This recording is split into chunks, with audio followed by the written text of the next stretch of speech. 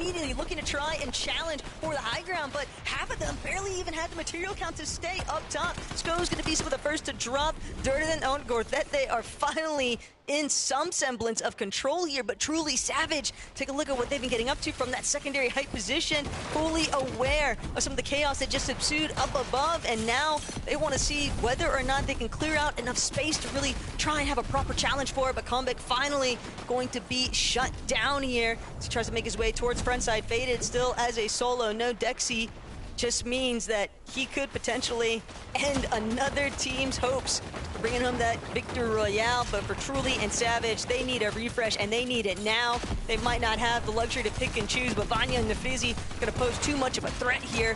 Immediately trying to see if they can tackle these walls now. As I peek, not in their favor. Savage actually choosing to elevate despite the HP disadvantage. He knows their best odds at finding a refresh, at finding an elimination is going to come from that overhead view. Yeah, they're looking to try and jump in on some wood right here as Savage, he knows the experience that he has. Of course, this is his best opportunity inside of the box for Tree now dropping down all the layers. It's Nafrizzi, it's Vanya. That's not the box you want to get into unless your name's Mr. Savage. Huge shot, but gets shot from behind. There's another team in this low ground section as well. The issue for all of these teams down below is there's now a hill to contend with as well, but Truly takes down Nafrizzi. Vanya now down to a solo. Truly finally comes into his own, but unfortunately gets sent back to the lobby as Vanya now needs a solo clutch like he's done so many times before. Godette and Z's, no way. They have gone down to full damage as well, and now it's all up to Vanya on low ground to try and make something in this game.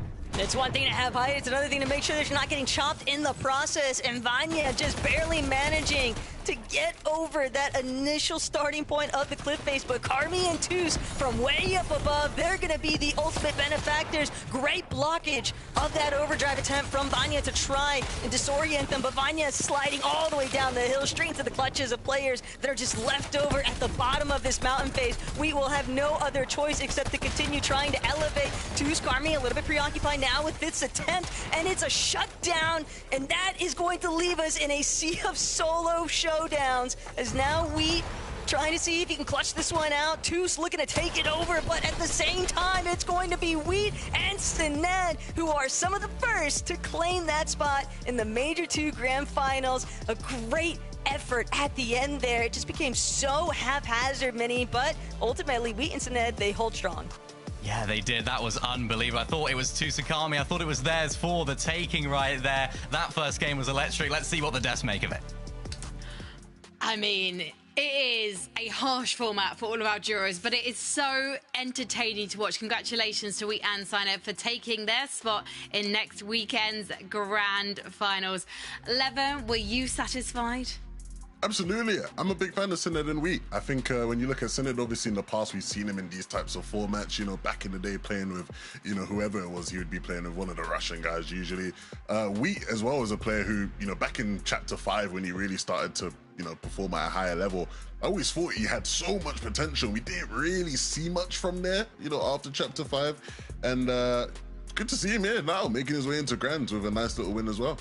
Yeah, I'm feeling a bit bad for Toos and Carmi. I thought they had it in the bag. Yeah. I mean, a good zone for them as well, pulling up the hill. All the other players had a very difficult rotate, but we just made it happen. Him and Sined now qualifying themselves through that match. And the worst part about this for Toos and Carmi is it doesn't matter how many points you got from second place in all those eliminations, because the only thing that matters is that win. And if you don't get it, you are not qualifying. 4 more opportunities are what's left. And you said that for Toos and Carmi, the zone was putting in their favor. If it doesn't go in their favor next time, they're going to have to work even harder, just like Wheat and Sined needed to, Levin. Yeah, no, I mean, when you get put in a situation where you have to clutch up and your teammate goes down, I mean, the composure from Wheat, right? Acknowledging the fact that you had the heals to play with. A lot of people are going to be scrambling in the storm to try and get up the hill. Let me just take the time, pick people off, and make my way back into the storm and just gets the job done. I mean, a very impressive win there. Yeah, it's what you'd love to see. And thinking about the drops, so now that they're qualified, they were contested. It was right east of where Skyjump and Momsy kind of just got surprise con in those final moments. So maybe one of the big bubble of 10 different duos that are all contesting each other in that area might switch up a little bit, but either way, it's still going to be complicated. We'll be interested to see if many of those jurors have the same idea and try to find a space for themselves and find themselves yet again contested. But we'll have to wait a few minutes to find out.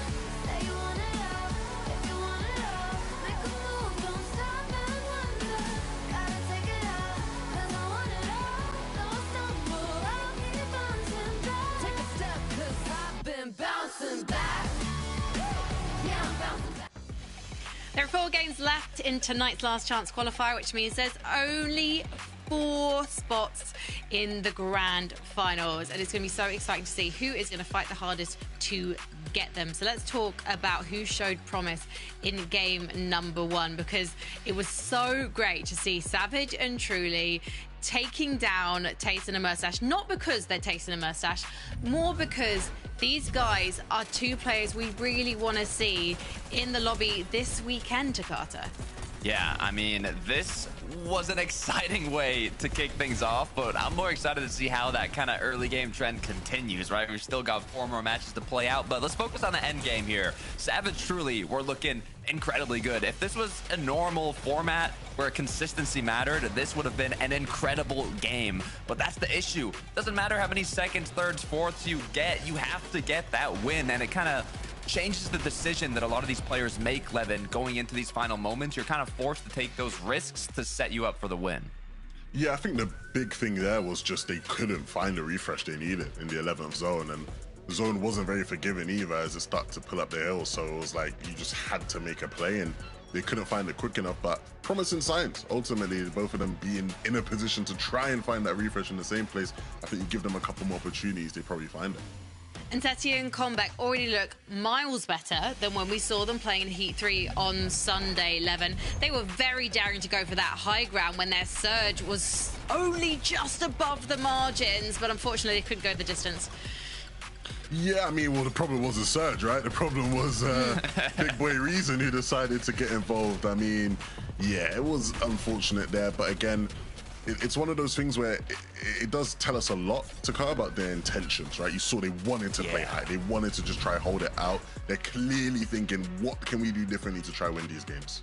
It didn't matter for Reason and Con that they were low on mats, low on health. They went for that high ground. And what was interesting to me is after they went for that high ground, like 3 different duos decided it was time to go for height. So you can see Reason Con here made an incredible quick elim onto Seti, but once you see the high ground being fought, you have all these other lurkers down below kind of peeping up at the sky and realizing, okay, now's a good time to take it. We need to get the win. High ground is going to help us get that. And then everybody just started going for it. It was absolute chaos, I believe, in the 10th zone. So I don't think that trend's going to change much continuing in these next matches. Selfishly, I have to say that Reason and Khan's loss is our gain on the broadcast, because watching their early game, Reason taking on that 2v1, showing off that he's been practicing his own map, then having to get the reboot, finding some action in the mid-game, and just getting through every disadvantage and turning it on its head, Levin. We want to see more of that.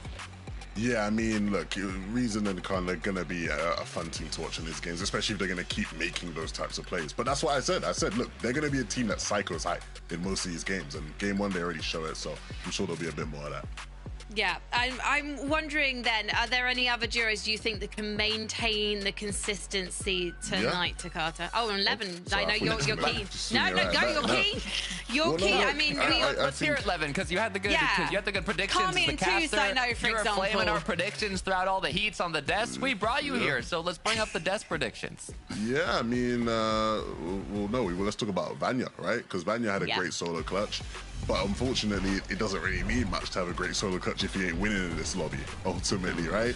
For a second, I thought we were going to be throwing it back to the good old Chapter 3, Chapter 4 days when me and Shio Wager used to cast over Vanya's solo clutching games all over the shop, right? Of course, again, for people who've been in the Fortnite comp scene for a while, you remember he had one of the best sort of reboot round solo clutches we've ever seen in this type of format.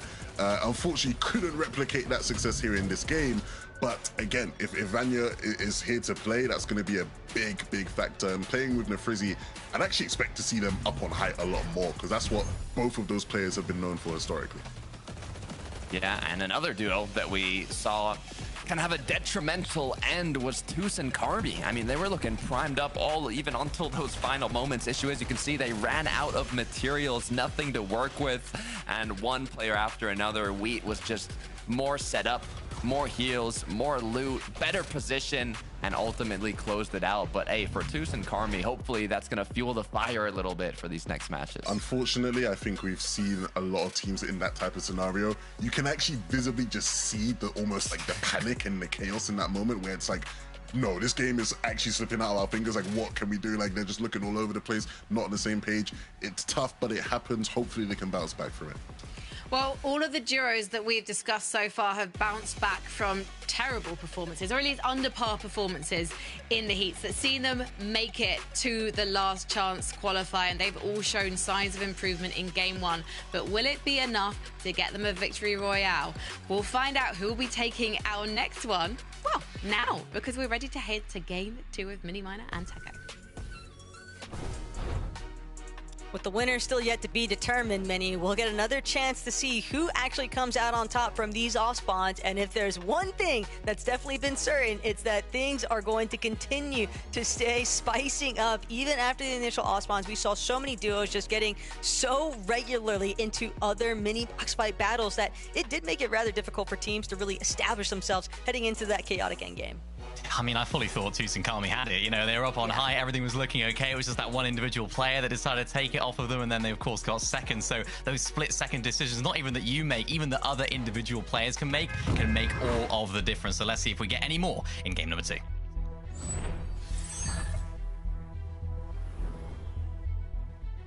Should come as no surprise, though, that a lot of this early game focus might have to be directed a little bit more towards Frosted Flats. Mr. Savage truly able to find success in game number one up against the likes of Mustache and Tayson, but you can always bet on Mustache and Tayson to look to run that right back and see whether or not they can actually change up the narrative here at Frosted.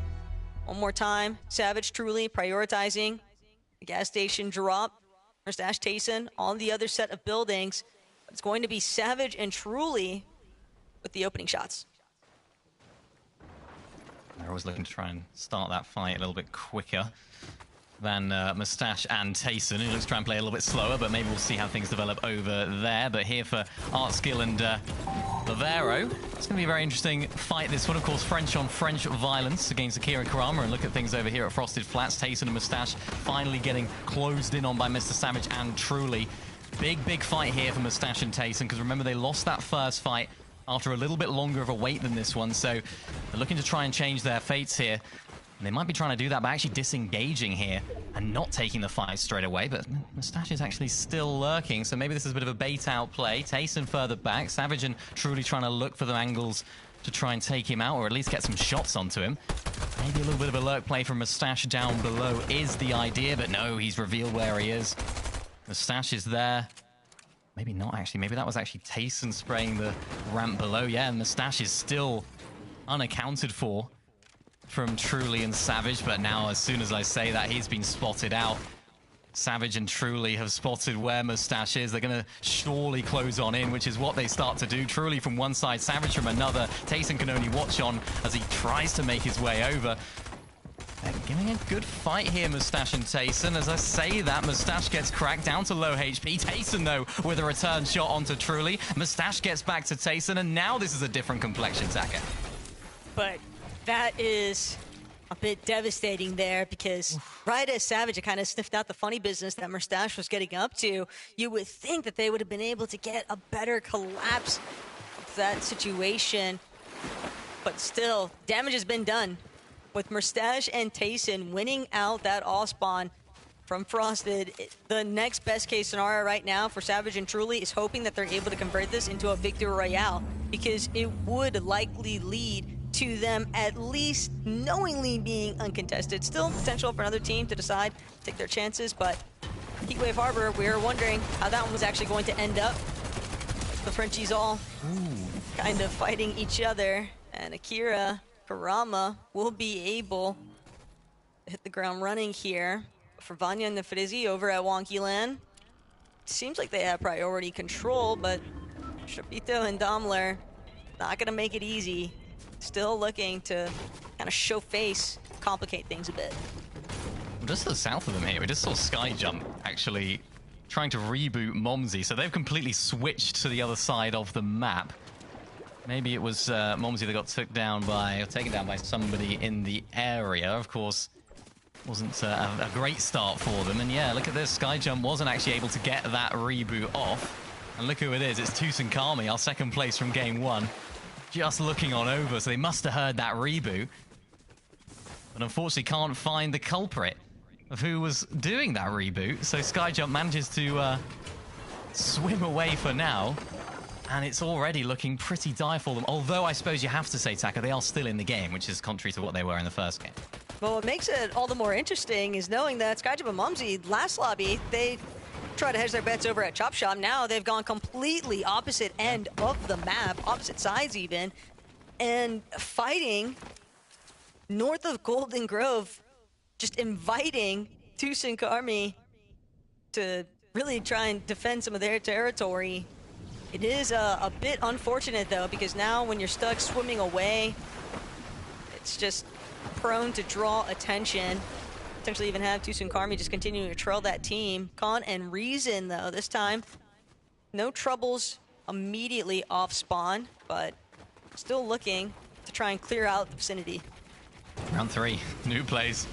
Ritex against Reason and Khan. They spotted them out inside of that bush. There was no hiding from Reason and Khan. Remember the last time these guys fought, it was Reason and Khan that came out on top, looking to replicate that same level of success, getting some of that double cone piece control. Good shot return, though, but it's not going to be quite enough for new players to take down. Reason can quickly heal and get back inside of the action as well. Khan tries to go on the wall, but can't quite find the angle either. Ritex doesn't look like he has actually the shield to heal up right here, and that's going to allow Khan just to close on through.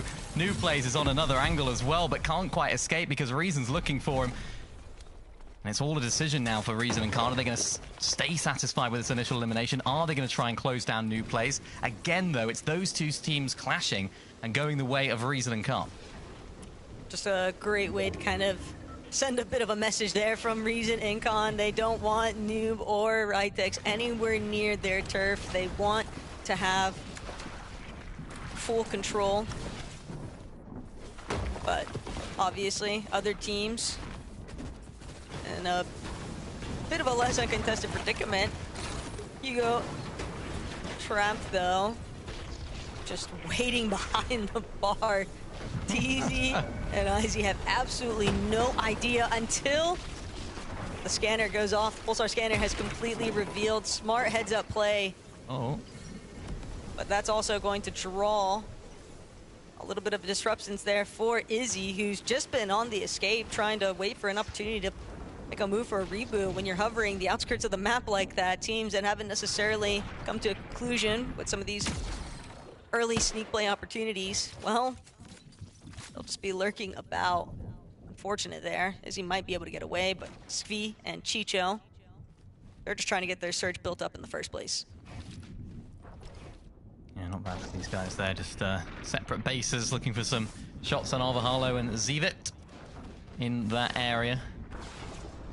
And for some of the other teams around the map, a lot of these early fights can end in disaster, or they can end in... Oh, that wasn't what was supposed to... Hang on.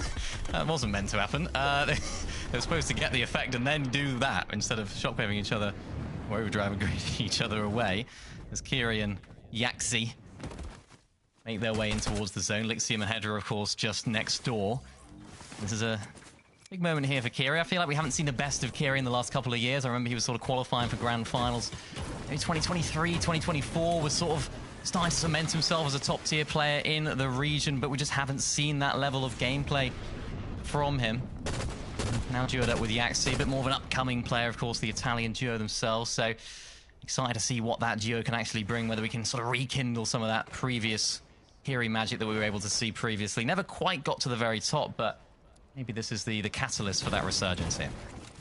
And it's tough, too, because when you have those, you know, moments under the spotlight, even as short-lived as they might be, it's still just, you don't really forget about those instances in your career, especially when you're with new teammate.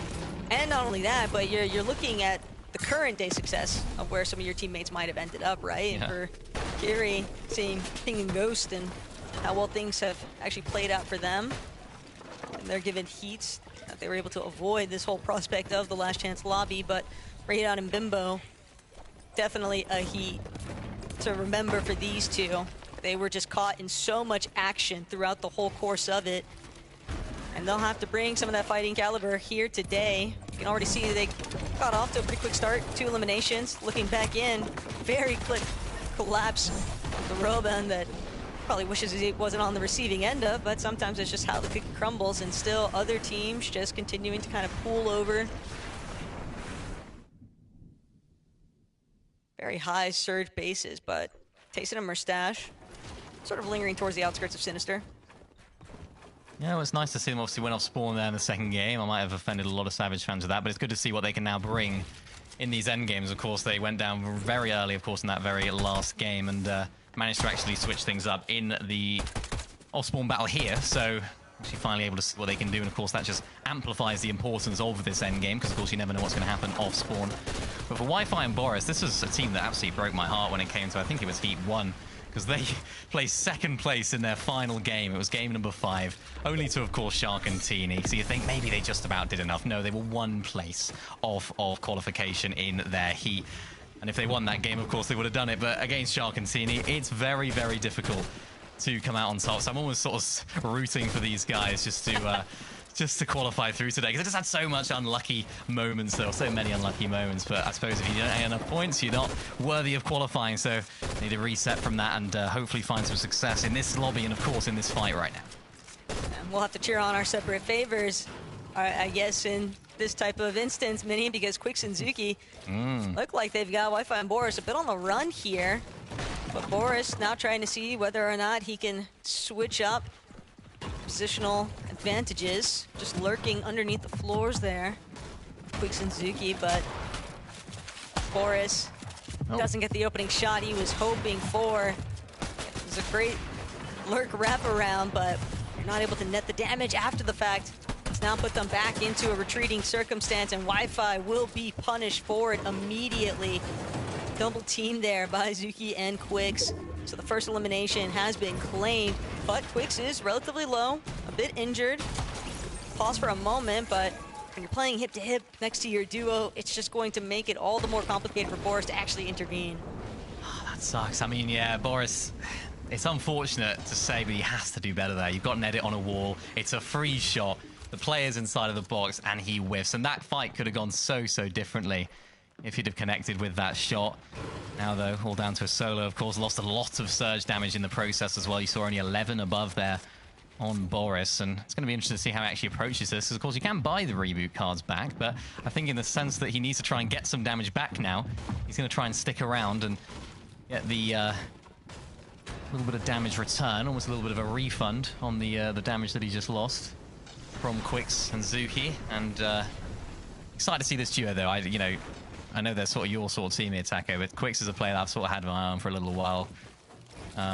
Sort of casted a couple like solo events, and he was just popping off in those. I think it was the sort of TCL solo events that they have for sort of the German and Swiss region, and he's a player that's really been popping off in those sort of solo competitions, so clearly has the ability. And let's take a look at the replay here from Strapito. Find a nice knock, and that's what you need to do when you have an edit on someone. Hit the shot. Easy. Tough break there, though, for Elixium on the big screen. Unfortunately, not the type of outcome that you'd want to be caught in the middle of, but Tortil to Ghosty still contending against each other. Both these teams, though, relatively low in HP, but for Tarps and Ghosty, they've definitely got the whites to heal through it. So, just a little bit of a delay of the inevitable here. They'll be able to pick up the pieces after the fact. Vanya and Nefrizi, though, they've also clearly been in a spot of trouble here. An even exchange between themselves and Surefour. And when both players are just left in these isolated scenarios, it's just Vanya trying to play for the advantages of getting off the immediate reboot, but Surefour knows that this is also his best bet at getting back up in the running for a Victory Royale outcome. Trying to play, see whether or not they can close out. Oh. Great job to protect the make it loot there, and yeah, Vanya just does not get the chance. Immediately turned on falling back to those pre-existing builds, and sadly, Surefour just had the control. Oh, again, I mean, you know, for the player of Vanya's experience, you'd expect him to be sort of in his own box. You'd expect him to understand this is not my piece control. This is not something that I can edit before popping that Chug Jug, but just a lapse in concentration there maybe from the man himself. Got plenty more games to go, though. 3 more, which I suppose sounds like a lot, but when it comes down to it, they're in a bit of a difficult situation off spawn, so there's no guarantees they'll be making this stage of the lobby throughout the day. Nice little flyby elimination there, or knock, I should say, from Combeck onto Izzy. I think he was actually credited with it in the end, but nicely done from Seti as well. Just buys him a little bit of that time, ability to actually get towards the zone, but not without getting looked at by a bunch of other players inside of this zone. See Nosif there as well, unfortunately now down to a solo, having to heal off inside of the storm, and this just makes things so difficult. This is not when you want to go down here, Taco, because winning it from this position as a solo, even if your name is Vanya or someone along those lines, it is incredibly difficult. And this is only going to continue to get worse for some other players, because Khan no longer next to Reason, despite the fact that they've been getting ahead of the lobby at the opening points of these past 2 games. It's that mid to end game conversion. Once we hit that first partial where players are really starting to show those little glimpses of struggle or success, and for Khan as a solo here, there is a lot of lobby still left to be played out. Only 118 above. The whole focus is just set to where his current position is at, and that is going to be a dropout, not of his choice. Just too many eyes on. Fitzpatrick more than happy to pick over the body loot here. They've got to be wary though. They know other teams looking to close in where they're at. A pretty big box fight also starting to build up directly next to them. And on both ends of the spectrum, they've just got a lot to get through before they're out in the clear. So much congestion just really building up on this particular side of the zone. Is now Yapko Panzer. This is one of those teams where I think a lot of people on paper would not have expected them to be in this current position, but you always have to draw back the fact that we almost didn't even see this duo in the first place. Big part of the reason why they even ended up reuniting was just due to the removal of the shock rocks. And they felt like they had a pretty good grasp of the competitive meta, decided, hey, let's just run it back since things have kind of shifted a little bit more in our favor. And yet, still here today, struggling with some of the surge, hoping that they'll be able to find some form of a refresh to kind of put them across that finish line. They did say on socials beforehand of this this competition they'll be going high every game, so expect to see them up on top of the lobby. Didn't see it really in game 1, but let's see if they are true to their statement as this game progresses into the end game right here. This is a team that I sort of mentioned at the beginning of the day. Akira Karama, double mythic on Akira right now as well. Does seem like they are continuing that ability that they have. Of course, we know this is a team that can turn things around so efficiently. Last major, remember, they qualified through to the major finals through a victory royale in their heat. So although they didn't go all the way to the last chance lobby last season, it was a victory royale that did it for the last grand finals. So maybe this is their sort of format here, but for Taste and Mustache, big end game for them, big moments. Maybe a chance to roll back the years for, I suppose, both of them, who haven't really had the greatest start of 2026, it must be said. And to be completely fair to the two of them, compared to all of the other competitors in this lobby, they did only have 4 of those matches to work with in their heats group. Just an unfortunate outcome from Mustache, having a circumstance where I believe his PC had blue screen prior to on the lobby starting, so didn't actually get a chance to make it into every single one of those lobbies. Sometimes that's just how things go, but drawing back towards where Combeck and Seti are at. Not on high ground. Not really working with any HP either. Just forced into a very grim situation here. And now Seti still trying to see whether or not he can claim Britex along the way. Does get the finishing touches here, but even still, Mini left as a solo. That is just the worst type of outcome, because you don't really even get to, you know, enjoy that moment of winning the fight initially. It's just that the spoiler has already been done, and Seti as a solo, contending with this sea of duos, trying to make his way even towards that front side of zone, but only has 2 overdrive grenades left to his name. will at least be able to elevate just a bit here, get 1 or 2 tiles above ultimate low, which should keep them from getting taken down by a team that's looking back a little bit more central. But Kira and Karama, disaster striking at the worst possible moment. Now forced to sit and try and play for the revive here. And even if Karama gets back up in the running, they're going to have to take a moment to pause. That's going to lead them trying to duke their way through from the backside of zone. Yeah, big moment there for Kira Karama. They're looking so strong before those pre-edits started coming through. But look who is looking strong. It's Tilio and his duo. Kovacs up on height as Seti falls down at the bottom of the lobby. There's only so far realistically that he could go. Is that Akira and Karama looking to go for height? No, they decide to go for front side of zone. Tace and Mustache still playing on those low ground layers as well, trying to ride out all of the builds that they have inside of this lobby as Tayson tries to lead the way going front side of zone. Plenty of contestation on that layer as Mustache needs to try and get back to his wounded teammate in Tayson. Takes over control a little bit for himself as well, tries to block off a couple of those angles from above, and just finally a moment to breathe here for the experienced duo. Kovacs and Tilio still remain up on height, but if game number 1 is anything to go by, things can definitely topple down very quickly. But one of the advantages the team on height has right now is that the zone is just max pooling over so much water. It is so complicated for these teams in these lower layers to really get their footing, to really build up any sort of rhythm. Karama and Akira, they just have not had the chance to heal. Even with the double chug in his inventory, Karama just has not had a moment to really pause and breathe. Finally will squeeze himself just into enough of a crevice to start utilizing some of this healing opportunity, but left as a solo, Akira paying the ultimate price here as Kovacs, Tilio starting to run out of material. They're dropping down, get a little bit more up close and personal with the rest of this lobby, and Mustache Tayson still leading the charge back to the low ground, back and healthy, seeing whether they can back each other up because they're looking every which way to try and capitalize on another elimination. They know everything comes down to just clearing out this lobby, putting themselves in the best possible position to come out with a win. Look at this though, Gordete and Zays looking for a sneak play up on height. Tilio and Kovacs caught lacking. Look at that, misses the shot as well. Tilio inside the box. Ghosty is able to take him out in the end, but with losing his teammate Tarps, that's going to be a difficult end for them. And there's another team up on height now. They're taking advantage of all of that chaos. It's Rinzi, it is Cactus, and now they've been tumbled. This is all just mayhem up on height as Tayson continues to find eliminations. He's the fragger of this duo right now. Radiant looking to try and find some down below as well, as still Tayson continues to roll back the years, finding elimination after elimination.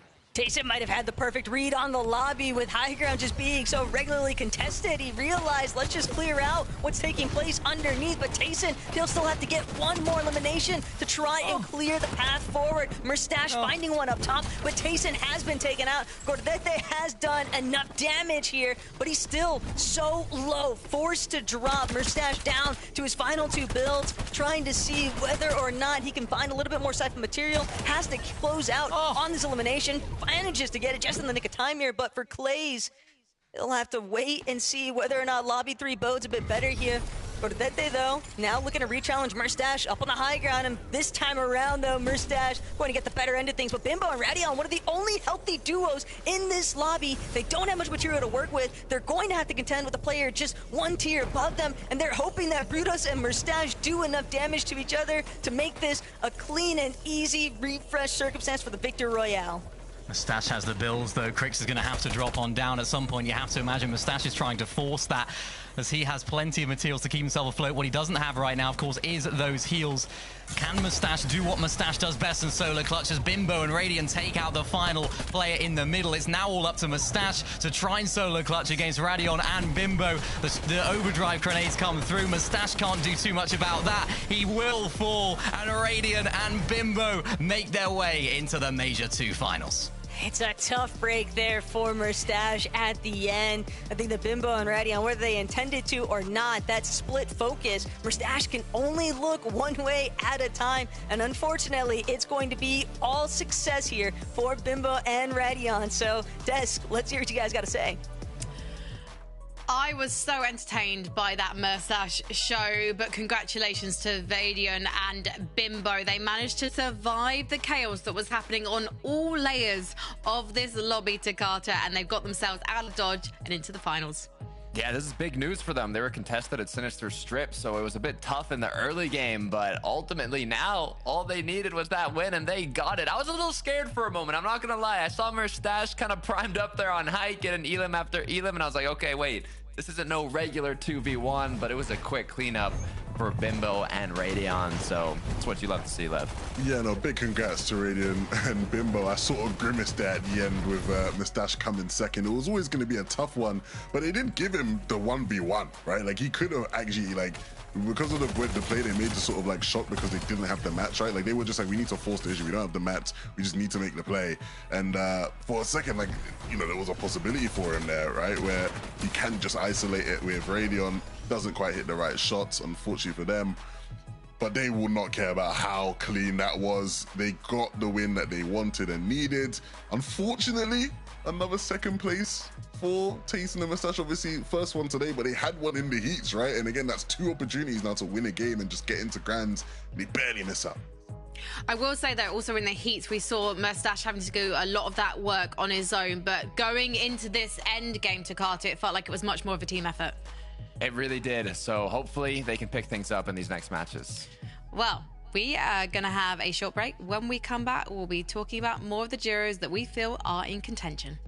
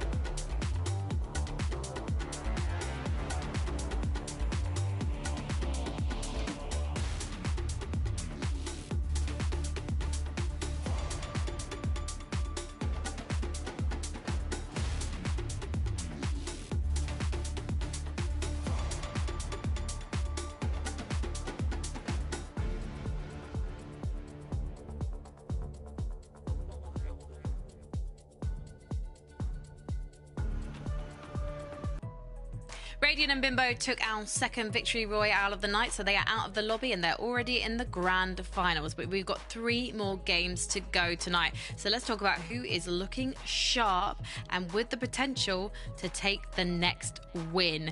So in terms of the lobby, it was exciting to see Merstash and Tayson actually taking off. They had a disastrous first game, losing in the Osborne to Savage and Truly, but this time they were able to take the W, and Merstash very nearly took the victory royale, Levin. Hey, I mean, it was fun to watch. I could feel the excitement in Minnie's voice just seeing Tayson get these limbs. I mean, it did feel like we were rewinding back to the chapter 2 days where he was on top of the world. And unfortunately, when he goes up for height here, you start thinking, oh my God, he is just going to single-handedly just take over this game and just win it for them. Like, he's going to do everything needed. And it doesn't quite pan out. Merstash drops down and the Merstash sort of gets into his element a bit to cut, and you're thinking, okay, hold on, like Merstash might just do this. It's tough. Like I said before we went to break, again, a second place. The nature of the second place is obviously tough because it's a 1v2 for Merstash, so you know he's not expected to win there. But you know, to be that close and potentially miss out, it does hurt and it does sting. Yeah, it might have been a different game if Tayson was able to shoot just a millisecond faster, but I mean, leading up to that, he already had 6 eliminations. They were looking lethal going into those final moments, and like you said, it's kind of unfortunate they had to do a 1v2 in the end, but hey, in terms of the off spawn, it's 1-1. Savage took it once, now Tayson Merstash took it once, and both times these players have made it to the end games and performed incredibly well. Savage got a top 8, I believe, with a decent amount of eliminations, and obviously we just saw the second place from Tayson and Merstash, so very excited to kind of see how this continues. I think the big problem though that you have is, like you just said, they didn't win the first one. There's no guarantee they win the next one or the others, right? So it's like it's tough. I think based on how that Oswald goes, it'll probably stay somewhat even as the games bounce back and forth, but yeah, you gotta make these count, man. It's not gonna be easy. It speaks to the caliber of these players, though, the fact that they are making it into these end games when the terrain is so tough. I mean, that low ground was absolutely killer for the less experienced duos, having to contend with the water as well as the chaos all around them. But a duo that can contend with that and actually looking already more consistent than they did in their heat is Yapko and Panzer to Carter. I mean, this is a duo that's already showing signs of life. Yeah, I mean, we talked about them earlier on, kind of alluding to they pop off when they get the opportunity to, but I mean, their placement so far, 40th in the first game, so it did not go their way, and now they finally made it to the end game, but it wasn't really that pop-off game we would have expected. The loot was looking so good. Double chug jugs, mythic. I mean, they had everything they needed, but they went down in 15th, kind of dudding it, Levin. Yeah, I'll be honest, man. I don't know if highlights is the right word for what we just saw from them there, right? They had the one elim 15th place. It's gonna have to be much, much better than that, especially based off of what we're seeing from some of the other teams so far. Yeah, well, let's see if they can continue moving upwards. I do still think that the fact that they are at least making it that far is something that's maybe giving me false hope. Maybe I'm too much of a fangirl for these players and trying to manifest. So I'm just going to keep doing that for them as we go into our next game. Takata, I think you're probably manifesting good things for a Spanish duo in the lobby. I mean, we saw a pretty good showing from Durden and Gordate. Yeah, I'd say they're the most consistent right now. I mean, they've got 6th place, they've got 4th place. In terms of consistency, they are #1 right now in placements. They took out Tayson in that match. You can see how aggressively playing for the high ground now. Unfortunately, Gordete lost his teammate when he did retake high, and this, I'm just curious how, I was actually curious how Tayson ended up going down there. It was just a quick shot from Gordete. He was ready, but it kind of, I don't want to say ruined, but made it much more difficult for Merstash in those final moments. Now, hopefully that they don't have the difficulty off spawn like Tayson and Merstash do. They have 3 more chances of making this happen, so all it takes is 1. It's interesting seeing... Oh, apologies. Jump in, Levin, jump in. I was just going to say, I wish you guys could see at home just how excited Takata gets whenever a Spanish team is just doing anything. I've known this guy for like 5 years, and I've just there's no more peak excitement than when a Spanish team is doing anything good in the game. It's unreal. You know what, production can see our cameras when we're watching the games. I feel like we need to get some replay highlights of Takata, especially if we see this duo succeed tonight. Just teasing for you there. Durden and Gogita, I'm manifesting for you too. We're ready to go into game number 3 though now, so let's head back to Taco and Miniminer. It's crazy to think that we are already approaching, technically speaking, the halfway mark of today, Mini, and with 2 teams having confirmed their spots on the battle bus for the Major 2 Grand Finals, time is running out and the pressure is building up for everyone else in this lobby. It really is. This has been so good so far. So many high takes, so much chaos in those endgame moments. Talk about Takata getting excited about the Spaniards. I know one guy that'll be excited about those Italians winning a game. Mike TV, wherever you are watching on, I'm sure doing a viewing party. I'm sure their chat's going absolutely crazy right now as well. But it's great to see so many of these teams that are having consistent games. But ultimately, all that matters is making sure you actually get that win. It doesn't matter about staying consistent. It doesn't matter about having good end games, solo clutching seconds. It ultimately doesn't matter apart from maybe mentality, Taco. So this is really where things start to get real for our teams, because of course we're running out of games as the day goes on. I do think that there is a silver lining, though, for some teams where, you know, maybe your placements are increasing just one little bit after the next. But here in game 3, let's see who's going to bring it home.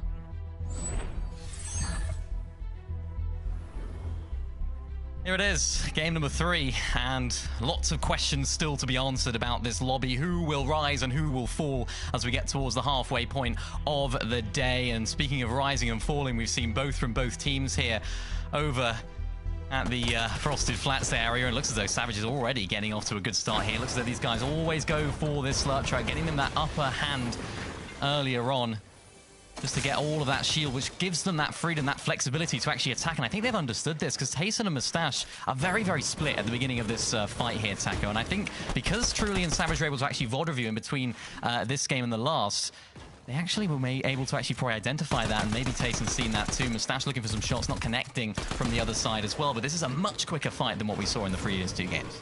But it's so complicated right now for Mustache and Tayson, because Mustache, we saw what he was rocking with. He didn't have a shotgun actually available, so he can't really afford to get that close with Truly and Mr. Savage just yet.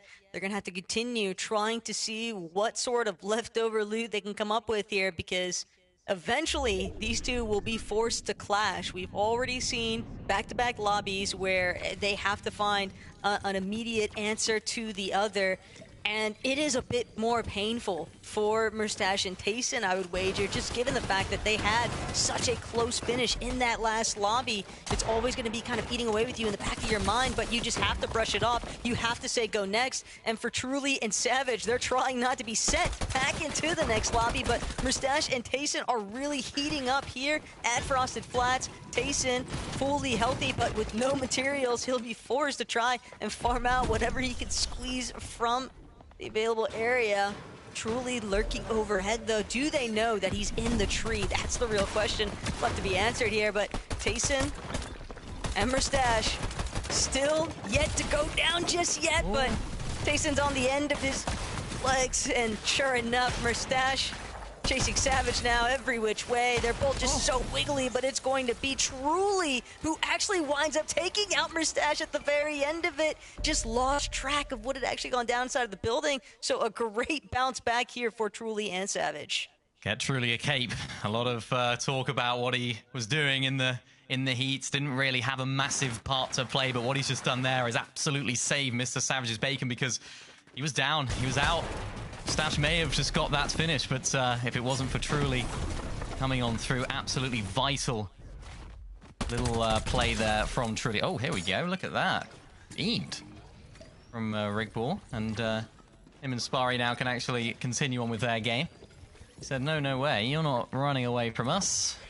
We will pick up that second one. But let's have a look at the first. Spari here. Yeah, nice shots. Side of the box, of course. Then his teammate tried to get away. We saw exactly what happened to him, so nice early fights here. Frenzy and Cactus, one more time. Trying to contend with the likes of Torquilda and Dusty. Frenzy will trust Cactus to try and close things out. Does get an opportunity, though, take advantage of Dusty losing sight of where he was at for a moment. Torquil now looking to build up just a little bit here, but still choosing to stick close to his duo. Best form of backup is making sure that you can immediately kind of take over cover fire for the other, and the two will sort of recognize that this isn't really worth pursuing. They're going to opt to fall back. Look at this though, Yapko Panzer, the analyst broke it down. They haven't really got going today, and let's see what happens here. Yeah, nice. Limb onto Flame right there. That's super important for them just to get their games going. They just haven't been able to find a lot of those eliminations. We didn't get to see too much from them, especially for a duo of their quality. Oh, they're a fantastic trio with Seti, of course, as well. And as you mentioned, Taco, they split, got back together. I think it was Panzer that was more than happy to actually move over to NA if he, or Yapko, I think it was actually, that was more than happy to move over to NA. He was looking at all different options. So this really has to work for them, or else he'll sort of live to maybe rue that decision to get back together. Now, though, a lot of these early fights are a little bit more calm, I suppose you could say. A lot of the players are just looking for a few different angles. We can see that right here. Cos and Nog. 37. Was 37 himself. Looking to see what they can do here. I know Nog actually claims this area as sort of his duck. He likes to, I think it's just to the south. There's one particular duck on the map that he likes to claim. Maybe they broke it. Oh no, maybe it's in the distance. Yeah, you can see it on the right. That duck is his, all right? Nobody take Nog's duck, all right? It's his. You'd hope so, at least, but doesn't look like that other duo is willing to budge anytime soon. Comeback and Seti looking in on what they've been getting up to since the start of this lobby mini. And game one, obviously, tried to overtake the high ground, but saw just how rapidly, you know, the rug was kind of snatched from underneath their feet. And game two, never really even had the chance, so the back-to-back lobbies just sort of fizzling out of your control does start to weigh on you a bit here, given that they both had a relatively rough chapter in general. And it would feel weird to have another grand finals where you're just not getting to witness Seti after all of his stature. Same case scenario too for Comeback, another really veteran player of the EU competitive scene. But they've still got a lot of road ahead of them before we figure out where exactly they decided to park it at the end of this game. Yapko Panzer hovering Sunken Shores. They know there's likely another team working their way around this area, but no fight just yet.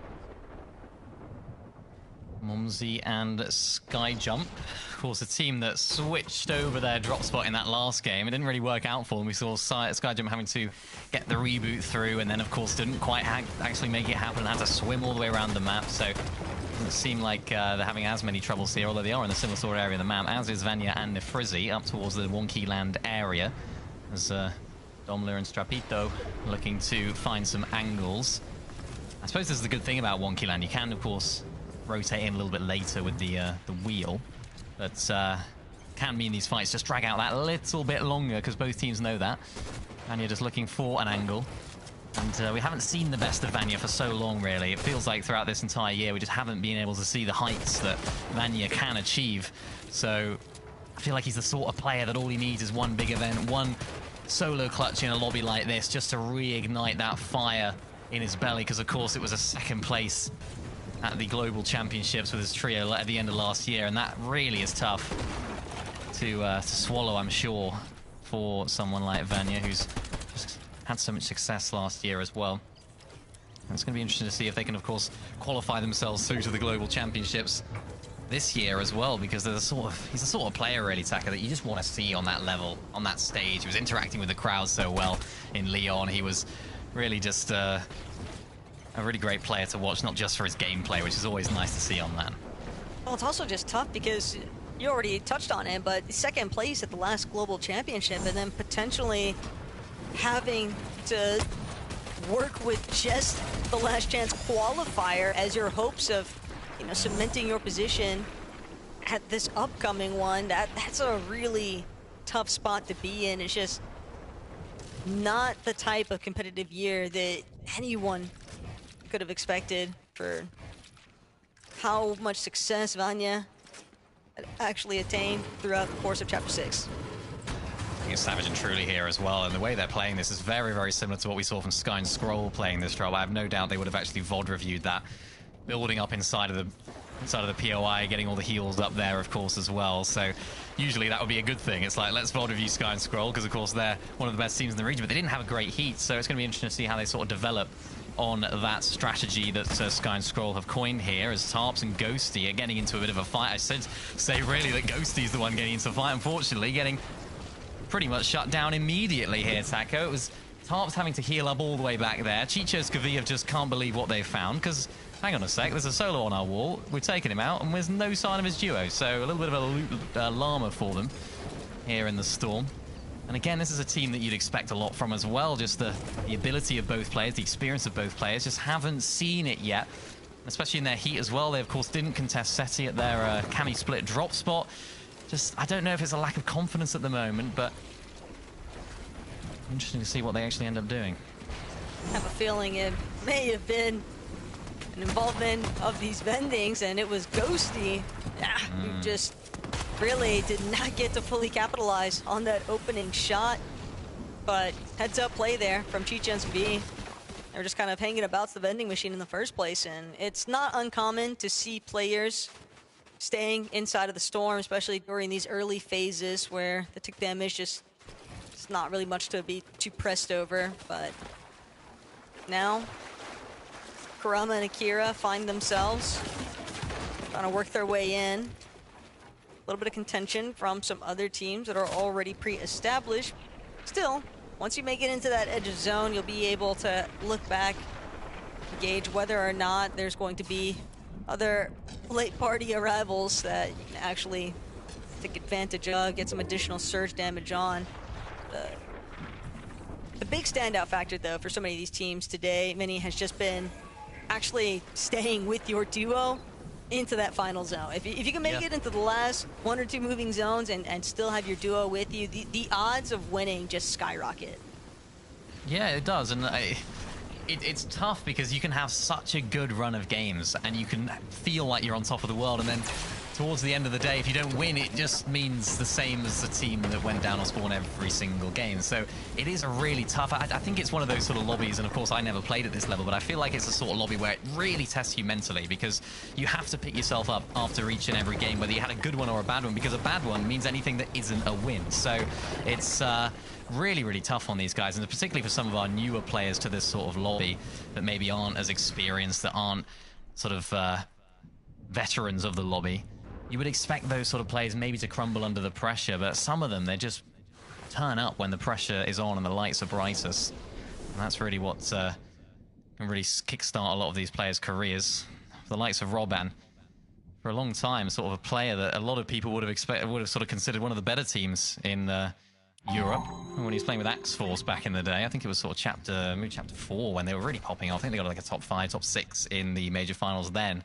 And they were just looking really good. They were a scary team up on height. They were always in those sort of lobbies and dominating, finding eliminations, jumping in, and sort of, in his case, it's sort of gone the other way. It just hasn't been the greatest return to duos for him and his career lately. So hoping that Shadox can be that player to sort of reignite his positioning as one of the better players in Europe. It's also a bit of a testament to just what kind of new talents are really starting to surface and emerge from the EU region, and that's definitely only adding to the problems for some of our more veteran and experienced players, is that you are just having to contend with so many fresh faces that can always complicate things quite a bit. But Dexy and Faded caught against Mumsy and Skyjump, and Mumsy, Skyjump at least will have the opening celebrations. Skyjump making sure that they can continue marching forward here, though. Things did get a little bit dicey there for a moment, but definitely tough experience there for Dexy and Faded. That could have been a real opportunity to try and build some rhythm here in this third match. So instead we'll have to see just how far Mumsy and Skyjump can actually take it. They are a team that is more than capable of pulling out a victory royale in the final moments. So This is definitely their type of playground. But when everyone else is also hunting for that same winning circumstance, you got to keep what's about you. Reason, Khan, applying a little bit of lobby pressure here for good reason. Just barely above that surge threshold. They can tell they're going to need to do a lot more damage if they intend on trying to have some smoother rotates later on. Yeah, it's weird with Reason and Khan because I feel like in these open formats where they're sort of able to get a lot of eliminations, they're just popping off every single aspect. All their fights just seem to be going their way when it comes to those sort of formats. Then they get into these set lobby events, like the Heats, like this event. It just hasn't quite been the same explosiveness that we saw from them, of course, in those open formats. Again, it's of course a different format, but you would expect them to carry a lot of that fighting ability through. So quite surprising, obviously, to not see them perform as well as we expected in the Heat, and then even here today, not quite been at the races. But of course, this is a good opportunity for them to find that form. Couldn't quite find the actual elimination onto that, but were able to get a little bit of the loot and can make their way inside of the zone. And it's going to be interesting to see how they sort of bounce back from that. I saw on socials, Reason's reaction to not qualifying through in Heats was just Jeej. So, you know, I guess he's taking it in his stride a little bit. A lot of people in the replies sort of saying the football's left him type comments, so maybe he has a bit of a point to prove in that regard. I don't think so. I think Reason's still a very top player. But it's just hasn't quite been able to work for them in the sort of set lobby formats. I don't know what it is exactly, but hopefully they can make it all happen now. Heats could just be a little bit more forgiving, too, on the mental in comparison to this style of format in the Last Chance, where you know the winning factor is all that really matters. So some of those risks that you might have been able to sort of justify opting for earlier on, you know, you might find yourself second-guessing in the moment here in today's competition. Not saying that that's going to be the case necessarily for a player like Reason, but it's just those little thoughts that, you know, they can sometimes flare up at the wrong instance and be a very big distraction. Right now for Panzer, though, he's hoping that the rest of this lobby is a little bit more preoccupied with itself than where he's at, but he has got quite a ways to go. He'll be forced to continue trying to wrap around a bit here, but when you are just so far where you need to be, still has so much ground to cover, only 3 overdrive grenades left to do it, and the Chug Jug just barely going to manage to take him over to a healthy position, but one well-placed bump shot, and that's going to be the end of the line here for Panzer. Just kind of hoping that nobody else sees him. He wants to get that surprise shot off onto either Clays or Skos. Oh. He is just running out of everything. Max pull there as well. That's so unfortunate for him. Just everything going the wrong way for him. Quite literally in terms of the zones as Reason and Khan. A little bit more of a favourable position and some favourable aim from Khan as well to take down Mexi. That's some nice beams from the controller man himself. That's what you want from your fragger in the team, as looking to find yet another one of all the players that are still rotating through. One of those teams is Akira and Karama.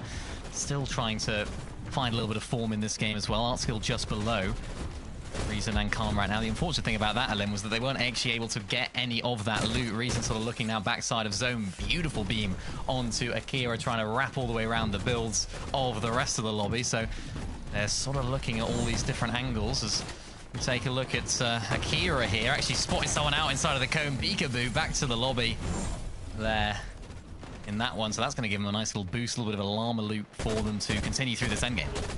Yeah, they really did not have a whole lot of material count there. I believe 16 builds is what it looked like. Yeah.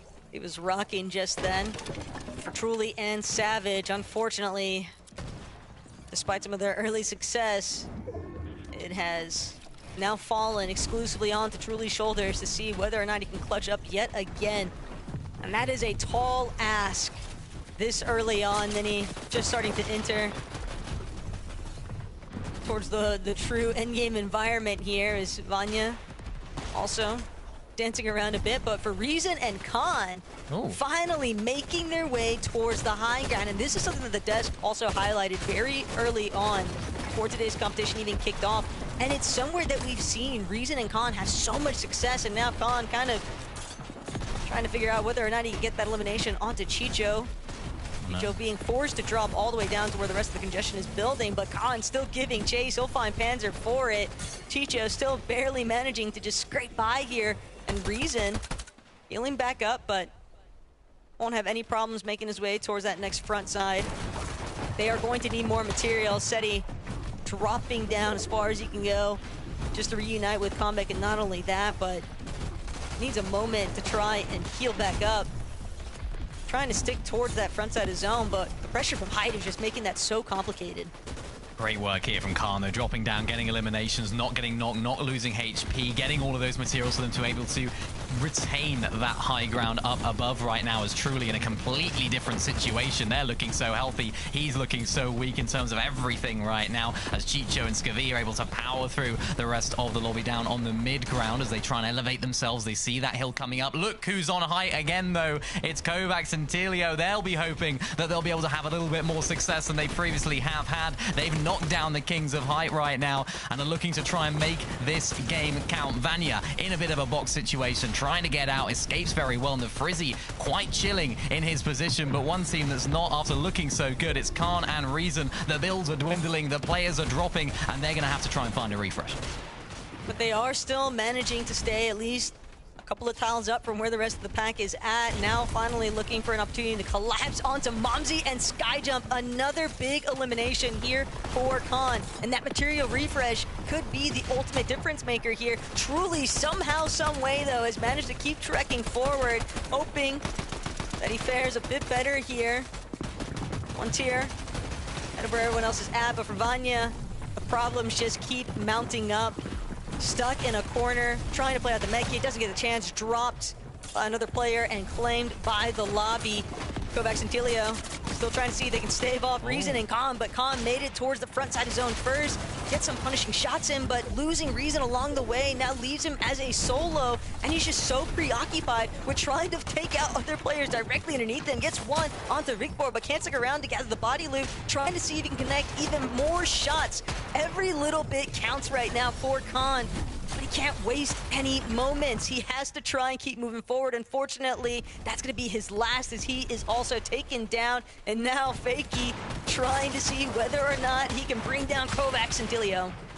Look at that, though. Height have fallen yet again. Nobody's looking for it because nobody has the materials to do it. Kovacs down to 15 HP. Will find the finish, but will not last any longer. As Chicho now as a solo. Can you do it for your team? Truly, can you do it for your team? We've seen Savage clutching up so much over the past weekend. Now the shoe is on the other foot, and it's big shoes to fill for Truly right now in this endgame. Cactus and Rinzi, one of only 2 duos left in this lobby. The other one, Boris and Wi-Fi, looking to try and repair what happened in the heats. They came so close. Can they now do it, or is it going to be one of our other teams in this endgame? Truly still as a solo finds Wi-Fi. That's one of the duos, but can he find the refresh? Still operating so well on these mid-ground layers. Doesn't connect with that shot, retreats on back, and can continue to power through.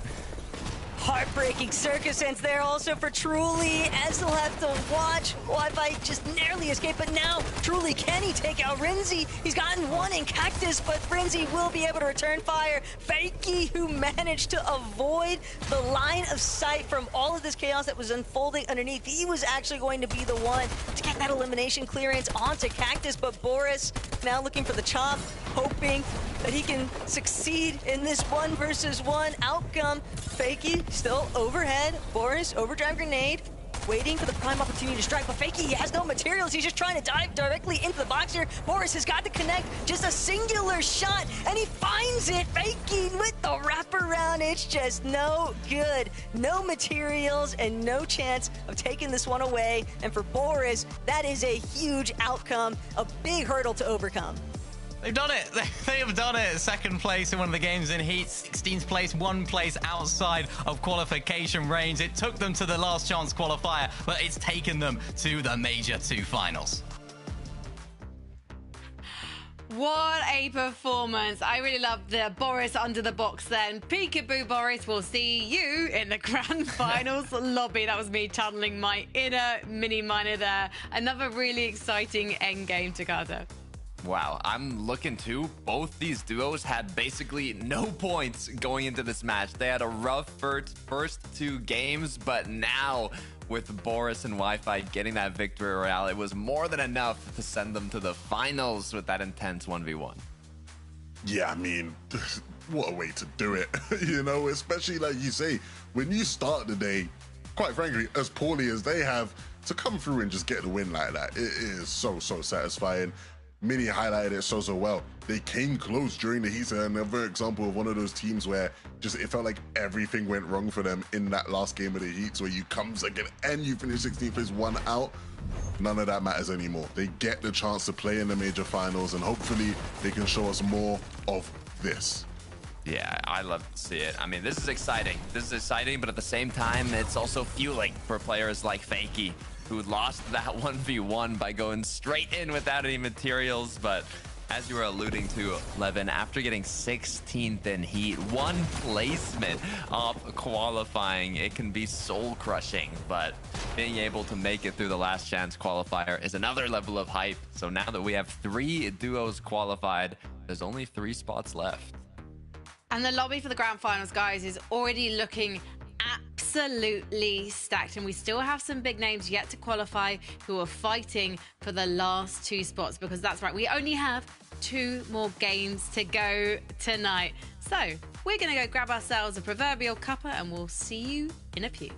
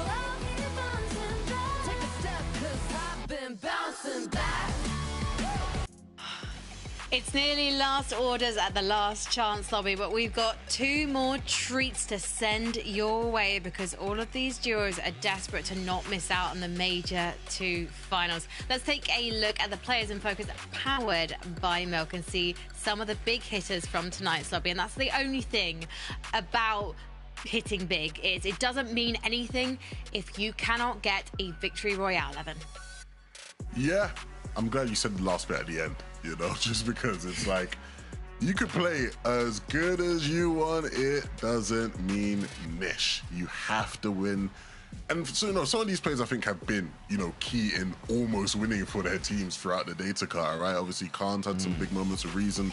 Durden, you know, on the height with Zays and Gordetti have had some big moments as well on the height. I think we're seeing a lot of the height guys sort of step up, but ultimately, yeah, you got to translate it to the Vic Roy. Yeah, I'm surprised actually that Khan's the most damage dealt, because 2 of their matches, they went down in like 20-something, 30-something, and 1 game, this most recent one, Khan popped off, they got 7th, but before that, they weren't making top 10s, and he's still topping the charts on damage dealt, so that's quite impressive. Well, we need to check in with the situation at Frosted Flats because Murtash Tayson are going up against Mr. Savage and Truly in that off-spawn battle to kick off the games. And it's currently 2-1 to Savage, Levin. Yeah, and this one was probably the messiest one of all 3 we've seen today. You know, it was close. For a moment, it felt like maybe Mustache was going to turn it around the moment Tayson goes down, but Truly was very quick to come to Savage's aid.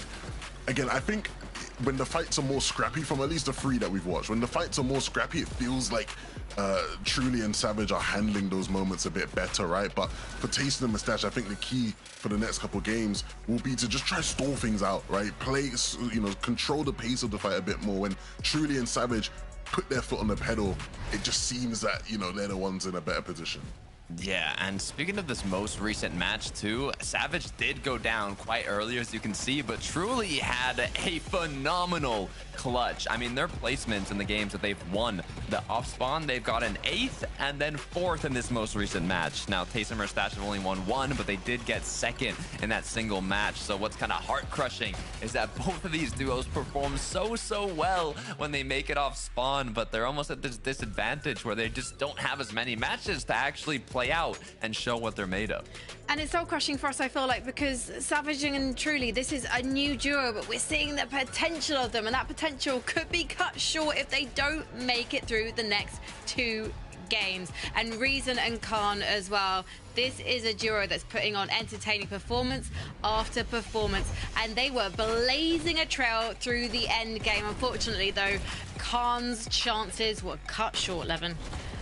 Yeah, and I mean, again, it's tough. It's tough because the way these guys are playing in a consistency format, right? They'd be looking great, you know? Things will be looking good with how they're playing, but yeah, I mean, height is going to be high stakes in this lobby. We know it.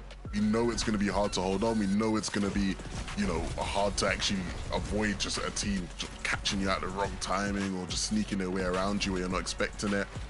But these guys are doing a lot of the right things, and so almost in the same way we had, who was it? iDrop and Marius, not Marius. It was Marius and Fredoxy, sorry, in the heats, who were just going for height every single game. Like, I'd advise Khan and the Reason to just keep doing what they're doing. Try not to fall off of height, of course, but like just keep doing what you're doing, and eventually their win might just come. Yeah, it was looking crazy for a moment there from Khan. What's interesting about this, though, is when they do take height, the issue isn't the first team that jumps up and tries to contest it. And we've seen, you know, Khan Reason, they can normally handle that. They can handle the first contestation. It's all the other teams that look up and they're like, oh, there's a build fight happening. There's a few people fighting. Now is our time to strike. We want this win. We want this high ground. And everybody starts piling up and the chaos unfolds. It's what we saw throughout the day. And now with 2 more chances, I don't know. It's going to be really hard. So you've already mentioned, Levin, you think Reason and Khan should continue going for that high ground. What about the likes of Tayson and Mustache? Say they win this off-spawn battle against Savage Truly. What are you doing if you're them? I mean, doing what they did in the only other game we got to see them play out, right? As far as just, again, a good end game from these guys where both of them can stay alive, right? I think the key, like the casters keep on sort of, you know, banging on about, is just trying to just keep both players up. Just gives you a fighting chance where you might just stumble into the right amount of loot to just keep you ticking in the game. And Takata, you are coach for Durden and Godite, doing it for Spain. Now, we've seen them making these fun but risky plays for the high ground. They need to do a Reason and Khan. They need to just keep sending it upwards. I think the issue with taking those risks is they were the most consistent going into this last match, but they went down a little too early in this match, and they're no longer holding that consistency throne. But you got to take those risks if you want to win one. So I want to see them keep doing it. And you might as well take those risks because judging by the end game so far, nowhere is safe. Let's head into game 4 with Miniminer and Taco. Only 2 spots remain, and with lobby number 4 just on the horizon, Mini, this is where the pressure and being able to overcome it is really going to start to shine for our leftover competitors. But it is a very, very difficult spot to be in. Absolutely everyone is going to be hunting for that Victory Royale, so we'll finally get a chance to see who's actually going to bring it home here in Game 4. Well, the casters were talking, all the analysts were talking, I should say. I made a list of all the teams. Mr. Savage Truly, Mustache Tayson, Chicho Skavi, Nefrizi Vanya, Seti Kombek, Akira Karama, Khan Reason. Big names. And what I notice about that, it's more than 2. So we'll be seeing plenty of our big names not making it here, but looking like Mr. Savage straight off the bat already taking down Tayson and Mustache. And Tayson and Mustache on that list are going to have to wait until the very last game now. It's going to be a long, long, long half an hour for them. Let's see exactly how that went down. Mr. Savage first to the gun. Very, very quick indeed. Tayson and Mustache trying to switch up their strategy to actually land on Savage and Truly at the slurp truck, and their attempts have not been successful. So yeah, the analysts broke it down, how that fight went. It went in the favor of Mr. Savage and Truly because they just seem to be better in those close range encounters. Bit of a heartbreaking defeat there too, when you think about it, and they're not the only ones going through it right now. The gloves have certainly come off in this lobby as TZ and Eyes will be able to claim Cluster Coast. Initially at the starting point of today's matches, we were seeing these teams knowingly that they were going to be contesting each other, but still willing to sort of have a little bit more distance between the other, but now that is just not the case whatsoever. Reason and Khan strolling on over to where Kombek and Seti are at, and they are not wasting any time whatsoever. Another elimination, another player that's going to be forced to contend with, can I even make it for that reboot opportunity in the first place? But everyone in this lobby just absolutely duking it out. Non-stop action taking place across the map here. Oh, did all that prep going into the day. You wrote notes, you wrote sheets of things, ripped them all up. We've got 2 more games to go, and that's exactly what all these teams are doing. They are trying anything and everything to qualify through here in this penultimate game. Nefrizi and Vanya look like they've been in a bit of a battle earlier on here against Strapito and Domla. This is one of those fights that have just dragged out throughout the entire of the day. They've been at Wonky Land for so much longer, and this is where their plan just gets chucked out of the window as well. Domla takes down Nefrizi. Vanya's the next target. Vanya walking up to Domla and unfortunately walking to his demise. Domla and Strapito will finish the fight much quicker. And again, it's an awkward situation for Nefrizi and Vanya. Another one of those big, big names. They're going to have to do it in the last game here. Oh man, Nikov, maybe close your eyes and look away for a moment, because this is just so, I think it would just be like a sinking stone in your belly, surely. It is a very tough spot to be in from the players' perspective, and for all those cheering them on also, and just knowing that they are not the only ones in that position. There are just so many top dog teams that you would just expect better from, but it's just that difficult. It is so hard to really get your bearings when everyone in this lobby is just switching things up last second. You can't really expect anything more than just knowing that you're going to probably be surprised at some point, some form or another. There's now Kiri and Yaxi. They've got Trappy and Hugo on the run here, but still being a bit patient. Not looking to immediately try to jump into the box, even with the big HP advantages. Actually just looking to play the guaranteed angles, the guaranteed safety measures, because they don't want to find themselves too low to try and battle with another team if somebody else should pull up towards Shaken Sanctuary. But fortunately enough for Kiri and Yaxi, they will manage to come out on top. A good set of eliminations to kind of get the ball rolling here, but It's like everyone is shoving that same boulder uphill. Look at this replay here from Sky Jump, a team that have been sort of roaming the map. And look at that, Domler, Strapito. They would have been celebrating. They still had their party hats on. They've had to take them off pretty quickly after that off-spawn dominance against Nefrizzy. So big changes here. As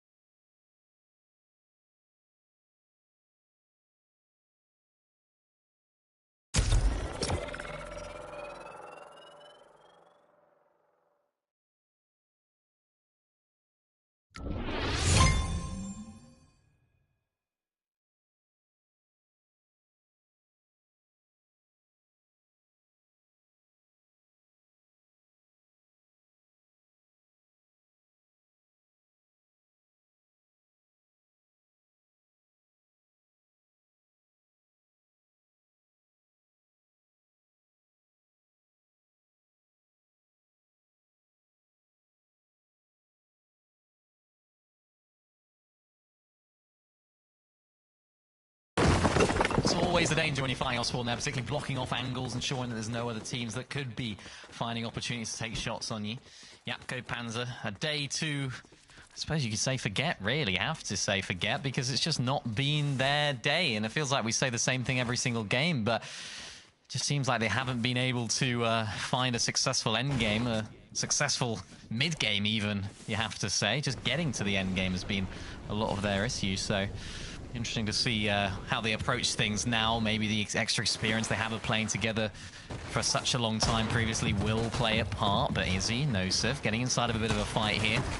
Quick's one of them on the other side of the wall. Nosif looking to try and maybe fake overdrive grenade out. Quick's looking for an angle as well. As it seems like, yeah, another team coming on through. Is that Yapko on the other side of the wall? Quick's trying to get inside of a fight as well, and things are really starting to boil over here at Sunken Shores. So many eyes on this fight, and so much at stake as well. And the problem right now for Quicks and Zuki is that they're losing the driving position here. But Izzy and Nosif finally going to be brought down to an even level. Izzy now as a solo, but with Yapko and Panzer still just lingering about, this is going to be very complicated. Izzy has actually done enough damage, and so for Zuki to fall, that's going to be the ultimate green light for Yapko and Panzer to continue closing in to this box fight position. But Quicks hoping they'll have the chance to actually bring his duo back up into the running. Wants to try and make a play for the revive in case Zuki can't actually make it into the van itself, and Quick's just doing a great job right now with just defending some of these more exposed angles. Finally gonna get a shot to look up, almost gets an opener onto Izzy. But still, Izzy doing a decent job at just avoiding being on the receiving end. Oh. Dastardly shot here. Finally, Quicks gets the opener he's hoping for. Now, trying to get a bit closer to his teammate. We'll try to get the toss-off into the reboot van, but that ramp just blocking it a bit here. And with Panzer now lurking, they're going to opt to try and close in fully onto where Quicks and Zuki are at. Had to give up playing for his teammate. Unfortunately, won't be able to see things through for the remainder of Game 4. That third-party intervention, just too problematic. Yeah, you know what? It's unlucky there, because of course he was trying to throw his teammate into the reboot van so that he could get revived whilst he was able to fend off Yapko and Panzer. But there was just a wall, I think. Was it brick wall just blocking off the back of the reboot van? So he wasn't able to sort of try and take that 1v2, which was his best chance of survival there in that fight. Just really unlucky. So they're going to have to go all the way to the final game here. Oh, Quicks and Co. But for Yapko Panzer, that is absolutely perfectly played, really, from their side of it as well. Just didn't rush in, didn't take their fight too quickly, looked in the feed to see who went down, which of the duo, whether it was a full duo, whether it was an individual, and closed on in at the absolute perfect moment in sync. So that's going to be a really nice refresh for them to progress through this game. We get a bit of a south zone pull here as well. So many teams still inside of the Storm, as has been very prevalent both last season and this season. So expect to see plenty more of that as we continue on in this game. And everyone wants to make it into this end game. You got to have a go. You got to make it as late on into the game as possible, no matter what actually happens, no matter how you do it. You want to put yourself in the position to maybe take high, maybe get a refresh. You never know what can happen when it gets to end game. So all those teams in the Storm looking to try and do just that. These players are dropping like flies right now, though. This lobby is thinning out fast, and even with some players managing to be somewhat successful with their reboot opportunities, still a long road to recovery before you can find yourself really in a proper position to try and convert this into that victory royale that every single one of these teams sort of seeking out. Skvi and Chicho, though, a little bit more isolated from where some of the other action has been taking place. A bit more perched up on height with the opportunity to try and control how this lobby is actually flowing towards their direction. Robin and Shadox going to start making their way in. Sinister Strip, though, does provide a decent amount of coverage. Largely just going to be that cube that you've got to be careful with, making sure that another team doesn't look to disturb it, send you back in unintended. But, of course, there are just tons of factors that the players are having to constantly think about as the game cools on. Teams also looking to try and make those dead side rotations, hoping that they don't encounter players sort of staking out the vending machines along the way. Reason and Khan, they've opted to wrap all the way around. Now heading through Calamari Canyon. Likely going to look to try and hit one of those vending machines, but of course, as you can tell from the mini-map marks, there are other teams very close by, likely had the same intentions. Yeah, I like this from Reason and Khan, though, because they got those early eliminations. Of course, with the net surge, you can't take damage either. The ultimate thing is to do that damage early, take as little damage as possible. Of course, that doesn't include the Storm damage, so they can just sort of ride out on the damage that they've already got and then make it into the end game a lot later without worrying as much about surge. What's important, though, of course, is all these teams that are still inside of the Storm, they've got to try to avoid those, ensure that they don't end up doing some damage to Reason and Khan, because this is a really nice setup from them. You can see there's a team just ahead of them. We're just sort of perched up by those vending machines.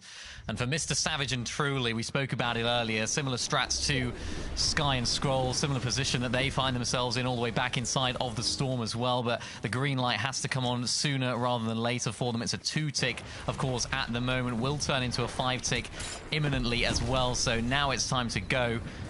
It'll be interesting to see if they've done their homework here as to how Sky and Scroll would approach this position and how they play from this position at this drop spot, because it's really now or never for Truly and Savage, because you can't guarantee that you'll win that off spawn in that final game. It's not even just about how Sky and Scroll played it, though. You have to remember, Velo and Zynox, your Welsh compadre, this is the position where they had their game 1 success in heat number 3 during Sunday's competition. So that's bound to be something kind of in the back of both of their minds as they try to replicate their former duo successes there. And they know just how much is really hinging upon this game 4 performance. They don't want to try and have to find that victory royale in lobby number 5, because the starting point of the battleground for Savage and Truly is just knowing that it's just one more lobby of having to fight against Mustache and Tayson. Yeah, it's like a really big challenge to overcome, and yes, they have had the more success today in that off-spawn fight overall. When you look at the score, it's still no easy task, though. It's still Tayson, it's still Mustache. We saw what they could do in that end game, that they had a really good second. So it's one of those situations where you can't rest on that. You can't think we have an extra game. We have to imagine this is the last game for them, because you just don't know what can happen off spawn. The Skyjump and Momsy a much better start to their game as well. We spoke about it earlier. They had a lot more loot to themselves. They were able to actually get going within the game. And they're looking to try and get an increase in their amount of damage as well. And it's Really important game for them as well, of course. They are a team that we've seen at big events. We've seen them qualifying through formats like this before. I'm sure a lot of the French fans, all the French fans, will be rooting for them in this penultimate game here. Start to see some of the nerves also taking place, some of these overdrives, making sure you're not bumping into your duo along the way, cutting yourself a bit short here. But Mumsy and Skyjump, they make their approach. The likes of Yapko and Panzer. And with Yapko and Panzer having played Janitor Hill Crew to their mid-game fight, it set them into a pretty decent position. This is probably the best that they have looked in today's competition in terms of loadout and how much material they actually have, but the surge threshold working against them currently. Granted, would almost expect the lobby to drop to 40 rather quickly here. How aggressive everything has been so far. Rosie and Chuck, though, going to be some of the first that Panzer and Yapko tried to get some damage in on, but now they have to worry about the rest of the lobby also looking in on their position. Yapko going to take a different kind of approach, sort of trying to figure out whether or not a new line of sight might work a bit better here, while Panzer just continues to move forward. Yeah, you can always use this as well to your advantage. For a team like Reason and Khan just sat next to Panzer and Yapko, they can see the Panzer and Yapko are actually getting very aggressive inside of those boxes. They're trying to spray. As soon as that Storm Surge threshold appears on your screen, you can sort of get a sense of what the teams around you are trying to do. Are they trying to box up? Are they a team that's good on Surge? Or are they a team that are low on Surge? And I think Reason and Khan can sort of identify that. That's why they're sort of retreating here into those fully built metal and brick boxes. They don't want to be the tags that these teams next to them so desperately need, so they're playing their own materials, they're playing their own way, and now they've got to play for a rotate. Difficult rotate for them as well. They do get a little bit split here on this overdrive grenade. We're going to have to get back together sooner rather than later. Reason's just a little bit ahead of Khan right here, so they're going to have to try and get into the same box, which they do without taking damage. So could this be the game here for Reason and Khan? They've set it up so perfectly so far. One thing's for sure, we know that they are definitely still looking for height, but first and foremost, they might have to deal with Rickboard and Spotty. They might have even scouted out the fact that there's a team that's starting to get chipped away at from the Surge Ticks. Chicho, Skavi, different successes though. The only problem being, it might not be able to make it towards that body loot as close as it might appear. They just don't want to forfeit what they feel like is better positioning, especially not with still needing to make their way into that next end of zone, but managed to skate by where the bulk of the action was taking place. Lobby now starting to look their way, though. Slight forfeiture of some of their hard material, but they've done a great job at just boxing up.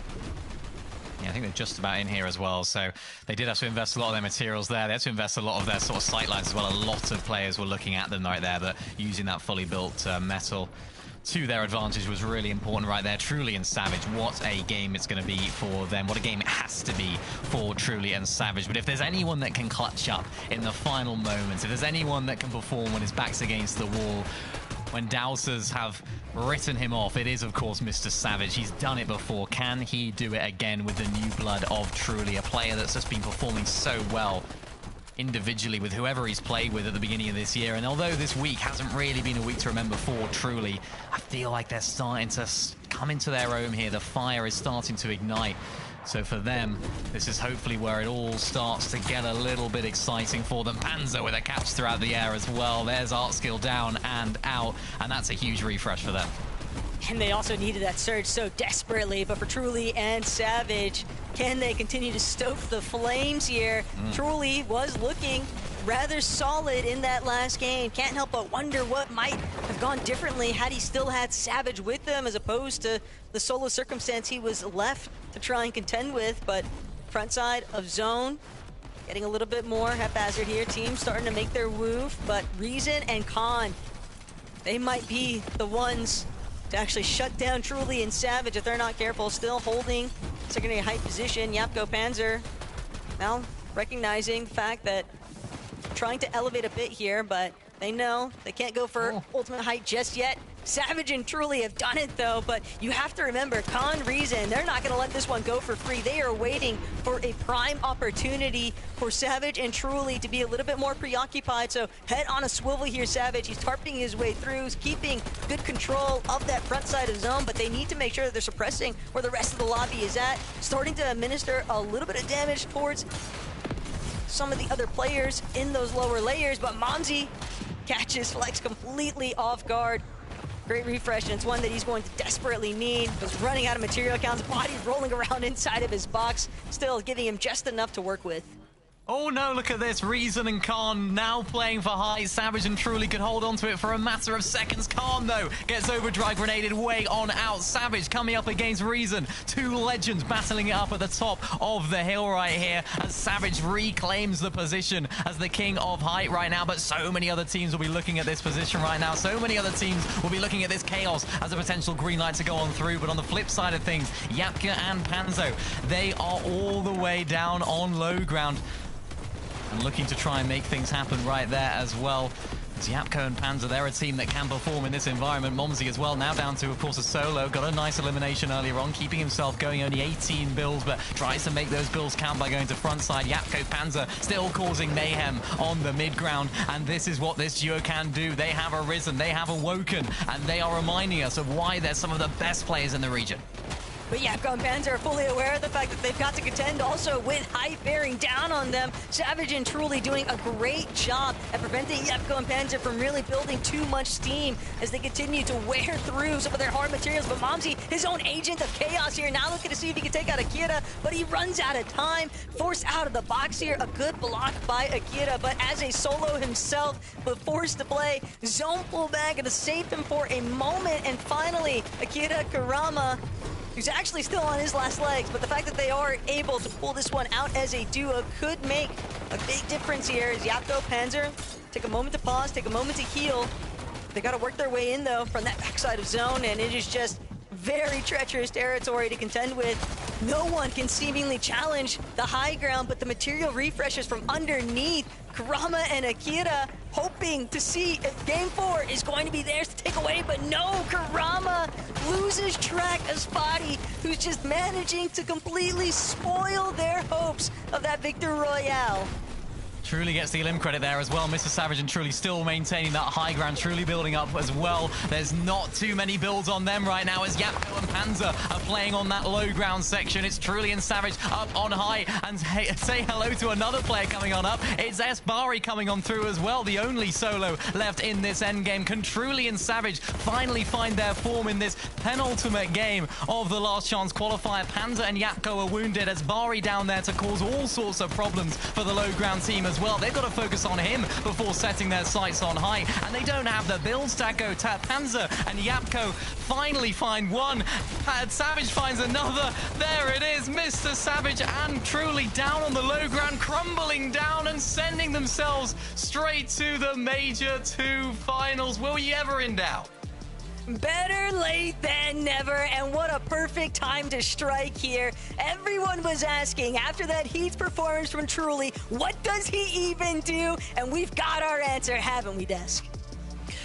Yes, we do. Truly learns, he listens from the best, and the best is Mr. Savage. Was there ever any doubt that we would see these guys in the grand finals? Not from us, not from the community, and certainly not from Mr. Savage himself, Levin. He never stops believing.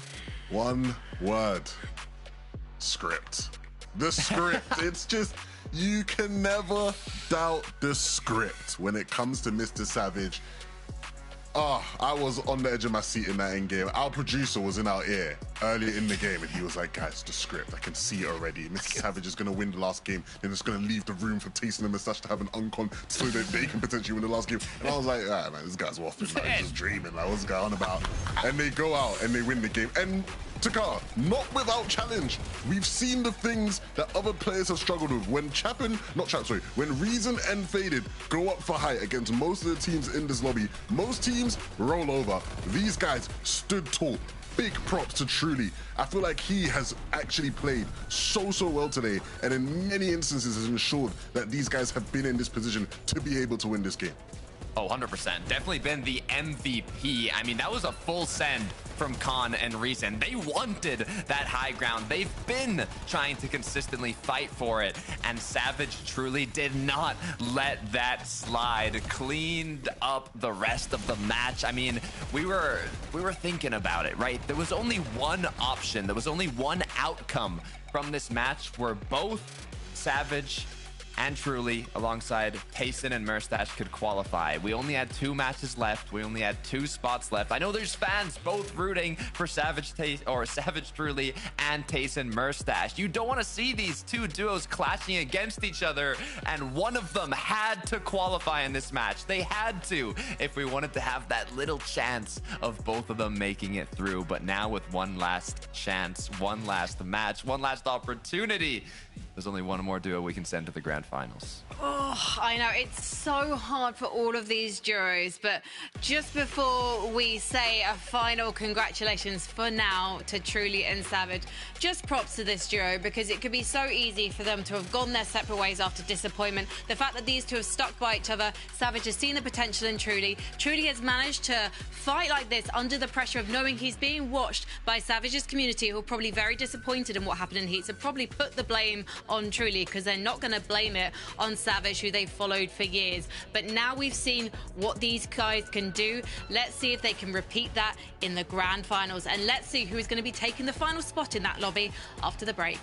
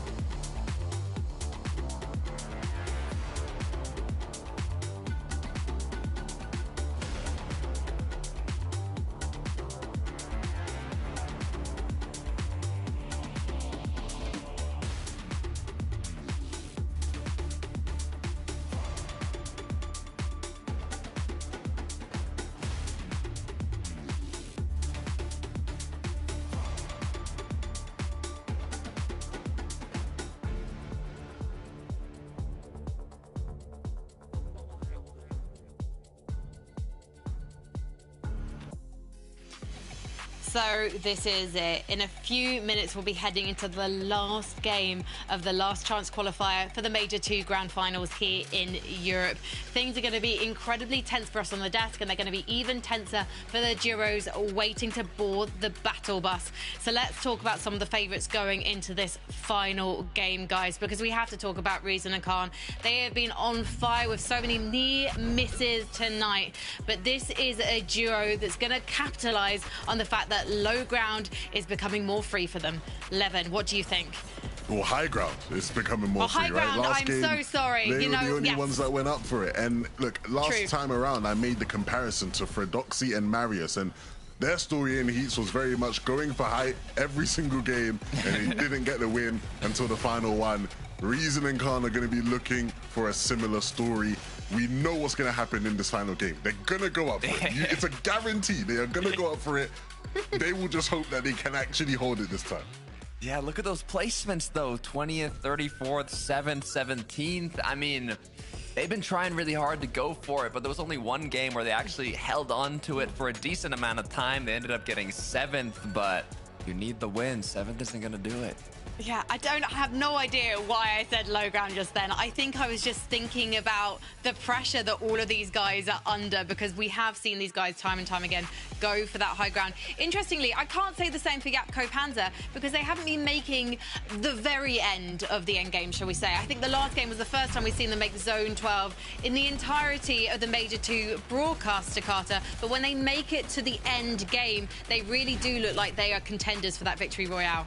Yeah, this match specifically was an incredibly solid performance, but it seemed like every player down below was out of mats at this point. There was one player that got a big refresh. I think it was Akira, and truly instantly took him down, took all those mats for himself, and Yapko Panzer were just kind of left swimming in the waters as they were dropping lower and lower HP, and Savage truly ended up with a pretty quick and easy cleanup, to be fair. So hopefully this second place can motivate Yapko Panzer to do it once more.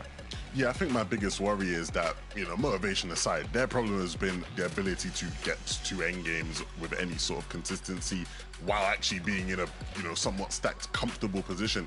Even in that last game, they had their fair share of struggles with Surge. They were just able to, really fight themselves out of it. And so, again, going into this last game, is it just going to be a repeat of what we have seen the majority of the time for this duo? I'd certainly hope not, because they're in that last game. They showed us just how electrifying they can be, how big of a threat they can be. It's why we highlighted them at the start of the day. And yeah, again, coming that close, second place. We're going to say, every time someone comes second place, we're going to say it. Second place in that scenario, it just stings quite a little bit. Well, Akira, Karama, they also came very close in those final moments of Game 4. Also sticking out on the low ground, a really hard Heatwave Harbour shore to contend with Takata. But these guys are warming up, and we know that they are capable of a victory royale.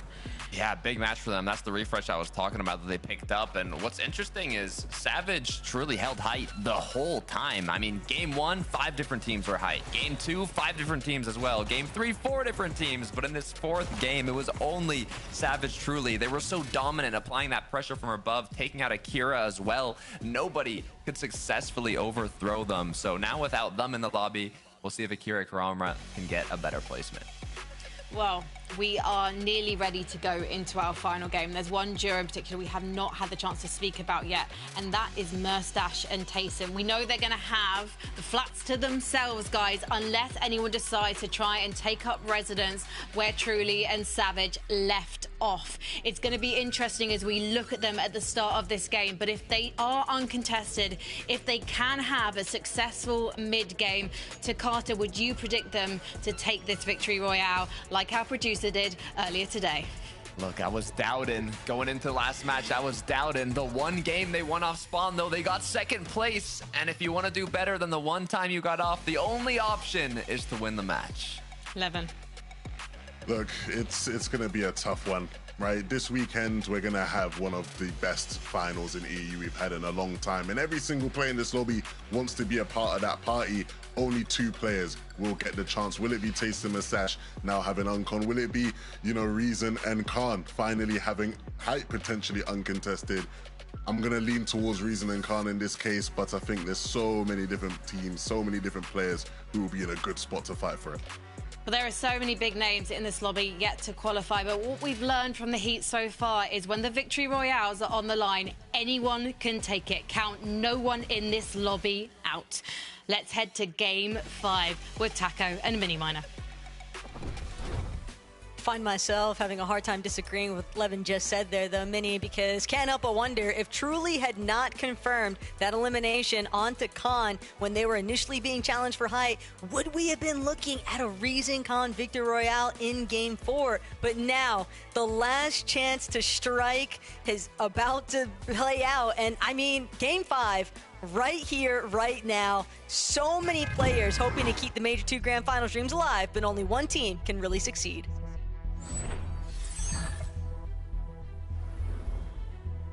Which team will that be? We're about to find out in our very last game of the day, and of a day of real electric gameplay from so many of our players. We've seen height take different forms in different games, different teams on it, different teams fragging out on low ground as well, and some teams that just will not give it up. And for a team like Reason and Khan, that would be high ground. For a team like Mustache and Tayson, that's this drop spot. And unfortunately, it hasn't been the day to remember in terms of off-spawn fighting. They haven't been the better team off-spawn. That's a fact. But what is a fact right now, and another fact for them, is that they've got one game here of uncontested flats to themselves to make something happen here. And it's now or never for them. But even with it being uncontested, it still kind of shifts their original game plan. Some of the early surge, for example, if you win that off-spawn battle, you're now going to have to look to try and recover from somewhere else, though wouldn't put it past too many of these players to all sort of be trying to throw out the final Hail Mary here, Minnie, because you just can't afford to not take the craziest risk imaginable. You know that this is the final lobby that separates between finding that Battle Bus seat for the Major 2 Grand Finals or waiting it out and having to hinge your bets on that last chance qualifier for your opportunity to qualify for the Global Championship. So everyone just trying to do what they can, sort of mark their best foot forward. Yeah, and you know what? That's a great point, because that's where I feel like Khan and Reason might struggle here in this lobby. I know that they've obviously been going for height in every single one of these games, but in the last lobby, it's always a bit chaotic. Everyone's throwing everything at the wall and hoping that something sticks. And it all starts for them here in this early fight. Khan and Reason against Hedra and Lixium. Lixium just below Khan's box right here. Gonna be able to hop inside of the box. Take down Lixium first. Hedra was there to try and clean things up, but returns a big shot onto Reason as well to make him pause and rethink things for a second or two. Hedra deciding to disengage as of right now, though. Lixium's body will be found and the loot as well. Difficulty here, though, for Reason and Khan, of course, is just navigating these off-spawn engagements, ensuring that these fights aren't going against them, because that's sort of been their problem in a lot of the Heats games and some of the earlier games. They were going down a little bit earlier, so making it to that end game, giving themselves the opportunity to go for high is going to be super important for Hedra and Lixium, though. A disastrous start for this game. Hedra now down to a solo, of course, having to go back towards the team that took down his very teammate, and Orvahalo and Zivit are not going to let him go without a little bit of a fight. And it looks as though they might actually do just that, because he's just going to disengage. Though, for Hedra, just understanding that Reason and Khan fully aware of the fact that there's no reason to continue giving hot pursuit towards where Hedra had initially been headed. They know the odds of encountering a third party was just not really worth risking their own stature in the lobby. So Comeback and Seti, though, maybe a bit happy about the fact that Khan and Reason were caught up in a completely different sort of escapade, because we saw in the last game Khan and Reason actually looked to challenge Comeback and Seti very early on. Their intentions were obvious. They wanted full control of that mythic pistol that we've been seeing Seti and Comeback typically have control over. But for Nefrizi and Vanya, woes at Wonky Land. Even trade for the most part, but for Nefrizi, he'll have to hope he can actually bring this one down. Handful of other teams sort of getting involved with each other here. Skyjump Mumsy trying to see whether or not they can get the finishing touches here. Trying to see if Nefrizi is going to drop anytime soon, but they're just going to be able to hold him at bay. That's the main problem right now for Vanya and Nefrizi, because even if you were hoping for a bailout opportunity, Skyjump and Mumsy probably some of the last to ever provide that. Yeah, that's definitely right. It's really sad to see Vanya going down so early. Frizzy having it all to do right now, actually nearly. It's a nice little full box there onto Skyjump. Nefrizi can do it. There's definitely a world in which Nefrizi can win this fight, but he needs to make it happen sooner rather than later, because even if he wins this fight, which is unlikely in itself, they've already set their game back so many pegs, and it's going to be difficult to recover. Of course, step one is going to be trying to cause some problems for Skyjump and Momsy, which he hasn't really been able to do, apart from the sort of the beginning of this fight, I suppose you could say, when one of them was having to heal up. Frizzy just doesn't have the shield to actually recoup this health. Only the medkit to actually keep him alive inside of the storm. But of course, as that medkit keeps being popped, the time is ticking. The storm damage is continuing. And Momsy and Skyjump decide that enough is enough. It's time to go on up. Frizzy holding down this fort very, very strongly indeed. Momsy can't quite find an angle. They don't have the builds here ready to have a proper build battle. That's why they're going for the chop. Skyjump looking for a different angle. Momsy from another side. Skyjump looking from behind and finds the shot to take down Frizzy and ruin the chances of them making their way into the Major 2 finals. And that is a real upset. I mean, Vanya, what a year he had last year. What a global championships, coming second, of course, winning an FNCS last year as well overall. Now not making it to back-to-back major finals. That's hard. That's really, really hard. That's really tough. And unfortunately, one duo's downfall is just going to lead to another duo's upcoming. Everyone that has already found their early exits from this lobby will have to sit and wait and see who's actually going to bring it all the way towards a Game 5 Victor Royale. For Alvin and Brutus, stuck in a bit of a mess here. A couple other duos surrounding them. Bit low on shotgun ammo also. But Strapido and Domlern don't seem like they're in any sort of rush just yet. We'll take the chance, kind of sit and wait, replenish some of their shields before re-engaging if it comes to that. For Alvin and Brutus, again, teams, they don't really care about their placements that have occurred during the first 4 lobbies. It's exclusively down to whether or not they can actually bring it back with the Game 5 Victor Royale. It would be just the ultimate saving grace on the day for every single one of these teams, but it's just so heartbreaking when you know only one duo can actually have it. So heartbreaking. I mean, you know, it's tough because you can come out of today a competition like this where you might think, yeah, you know what, we deserve to qual there. We played well enough to qual. We did well enough to get a win, but if you don't, it just doesn't mean anything at all. So for some of our teams that, of course, for most of our teams that won't make their way into the Major 2 finals, it's really just a tough situation to find yourself in. And of course, being able to pick yourself up mentally is going to be really important. But of course, what's going through these players' minds right now is that we can be that team. Why not us? It's been 4 teams prior. Why can't we be that final team? It has to be somebody. So for players like Torquil and Deuce, you just haven't had the day to remember at all. They've just been overrun in a lot of areas, particularly early on in the game, just not being able to get the game going. It's often been the case, I feel like, in these sort of lobbies where the final game winner isn't always a team that's played really well throughout the day and that's been consistent, that's got into the end game. Sometimes it has been the case where someone just comes out of complete nowhere at the bottom end of the leaderboard, then does find the win. So do not count any of these guys out. Looks as though Lixium has been able to be revived, but unfortunately, straight back down and straight back to another reboot potential here for Hedra, but it's an absolute surge farm here for Reason and Khan, who can get their second of the game, and they're second on Lixium. And this is very likely why they'd even opted to not give chase to Hedra at the starting point. Even with that elimination onto Lixium, they knew eventually Hedra wouldn't have many opportunities aside from heading even further north to try and make that reboot play a possibility here. So Khan and Reason just more than content, get that additional search farm. Now they'll start making their way down. But the zone pool, maybe a bit more favorable also for Khan and Reason. But look at what's brewing just above Seti and Combek. They'll be trying to get their own little taste of vengeance here after what took place in Game 4. You reckon Reason heard that? You reckon he heard the bush? Because he's just boxed up. Looks as though he might have heard it. Combek definitely made themselves known right now. We might get a round 2 of the fight that we saw earlier on. I wonder if Seti and Combek know that this is Khan and Reason, or if they're just disengaging for the sake of it, because we know how that fight went down early on in the last game.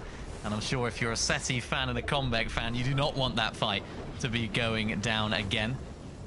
So smart disengage there from their perspective. Other teams, slightly more calm position. Cyfrozi continuing to try and keep tabs on where other players in this lobby might start sort of making their way in. There's the next edge of zone. Akira and Karama off in the distance. Skos and Clays. Another team that's postured a little bit closer towards that next edge of zone. Skvi and Chicho.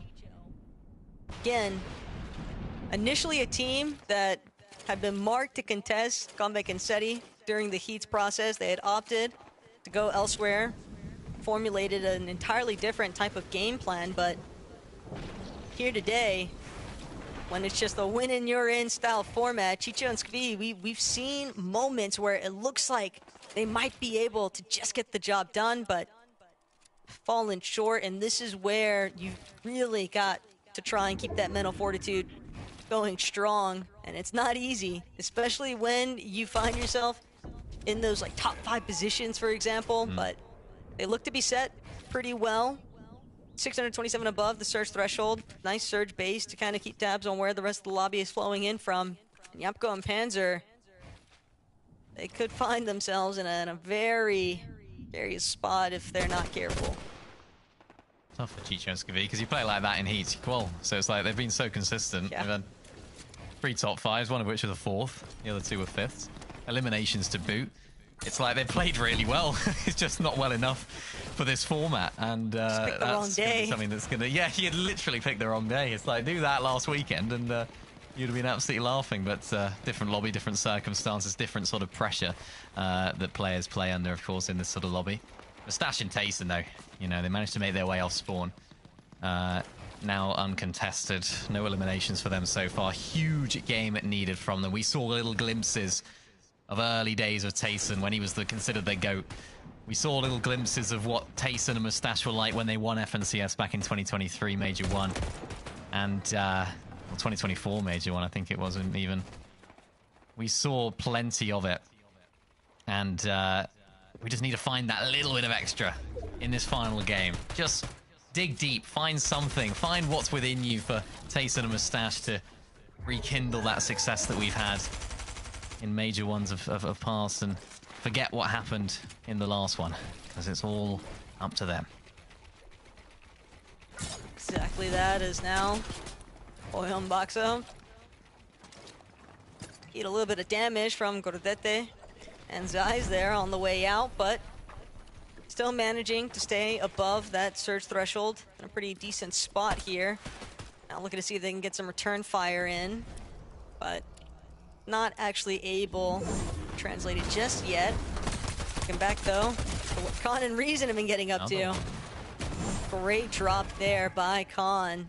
He's definitely been a bit of a marksman throughout the course of today's action, but again, the main reason why we have seen some of those mid-tier placements from Reason and Khan is because they are one of the few teams here today that they have played every single lobby exclusively looking for the win. And sometimes when you opt for that, you know, go big or go home play style, and you're unable to get the conversion that you would hope for, you know, the placements I don't think do justice for how well Reason and Khan have actually been performing on the day.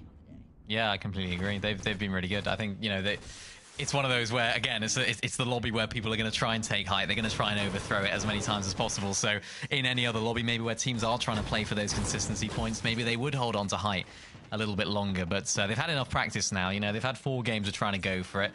One of the better height teams in the lobby, of course, out of it. A few of them now, of course, out of it. So it's like, realistically, this is the best chance you've got as a team that wants to play height. But as I mentioned earlier, a lot of other teams, even teams that don't usually play height, will be looking for it. Was that combat there just getting absolutely beamed by one of the Seti, by one of the Mustache and Tayson duo. Seti now looks like he's got to pick up the pieces. Combat down to just 1 HP almost, as Panzer and Yapko looking to try and rekindle some of that success they had in that last game as well. They got really unlucky, actually. There was that sort of player in between them, wasn't it? It was Bari that was just causing them a few problems before Savage, and truly then crumbled on down. But they played it well. Everything about that game was exactly what we were hoping from them throughout the day. They just couldn't put the cherry on the cake. So for now, they've got to try and do that. Take a moment to stop and look back, though. Get some additional damage in. Mustache and Tayson looking very favorable on this exchange. Possibly even got the audio cues that Skos claimed by the lobby alongside his duo Clays. just carving out a little bit of space for themselves. Able to pick up that secondary refresh body loot whenever they make their way over to it, but right now, possibly even fixated on the fact that they can hear players just overhead navigating through the area that they are currently boxed in. Seti, Comeback, a little bit more smothered here. Just a bit of crouching and lurking along the way, but they are definitely in need of a huge turnaround here. Comeback not even getting the chance to try and recover, just barely managing to keep himself standing. Will manage to make it back to where Seti is at, but they took a lot of damage just moving a couple inches forward. 192 below now. They're gonna have to start getting active, start getting fraggy. And they've got to be exact with their next few movements, Minnie, because they cannot afford to eat any more damage. They're already having to contend with some of these surge ticks as is, and Comeback, hardly anything left in that Chug Jug now. It's eliminations or bust right now for this team.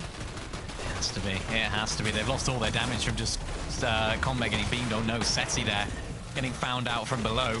They were in so many different teams as Domain, and now Comeback has got to try and do a little bit of a clutch of his own. We saw Seti doing it so often during the heat, and of course, a little bit today as well. And now it's Comeback's turn to try and make some magic happen. Unfortunately for him, every single possible metric is against him. Health not looking so good, no shield, no surge, having to jump inside of the box, looking to try and find an angle, gets the wall, nice shot there, but not going to be enough to actually take the player out. There's still 218 below the threshold. He can't take damage. He has to do as much as he can as there's a little bit of a moment to breathe here. And somehow, some way, Taco, Comeback is still in this game. Just narrowly managing to get off the last bit of his healing resources, but it was such a short-lived victory. Fortunately, we had just been spectating the beginning of the end there for Seti and Comeback, and they will not be able to make it out of this last chance lobby. Mumsy Skyjump, though, trying to take control of their own destiny here. You have to figure that Taysom Merstash, similarly, trying to avoid their own set of woes against the surge threshold. Sitting now just 70 above, a little bit better by healing resources off of slightly healthier Chug Jugs, but again, just still surrounded by so many teams, and it's so hard for them to actually try and build up a layer or two to get out of some of this congestion that they've been encountering inside Ultimate Low, because teams are just refusing to budge. These zone pools also making it just so treacherous because it's just such open area for the most part. Not a whole lot of elevation shifts, but just enough to leave you exposed to any sort of teams on height, and that's going to be Izzy and Nosif currently. We're doing what they can to try and prevent the rest of the lobby from challenging them up above.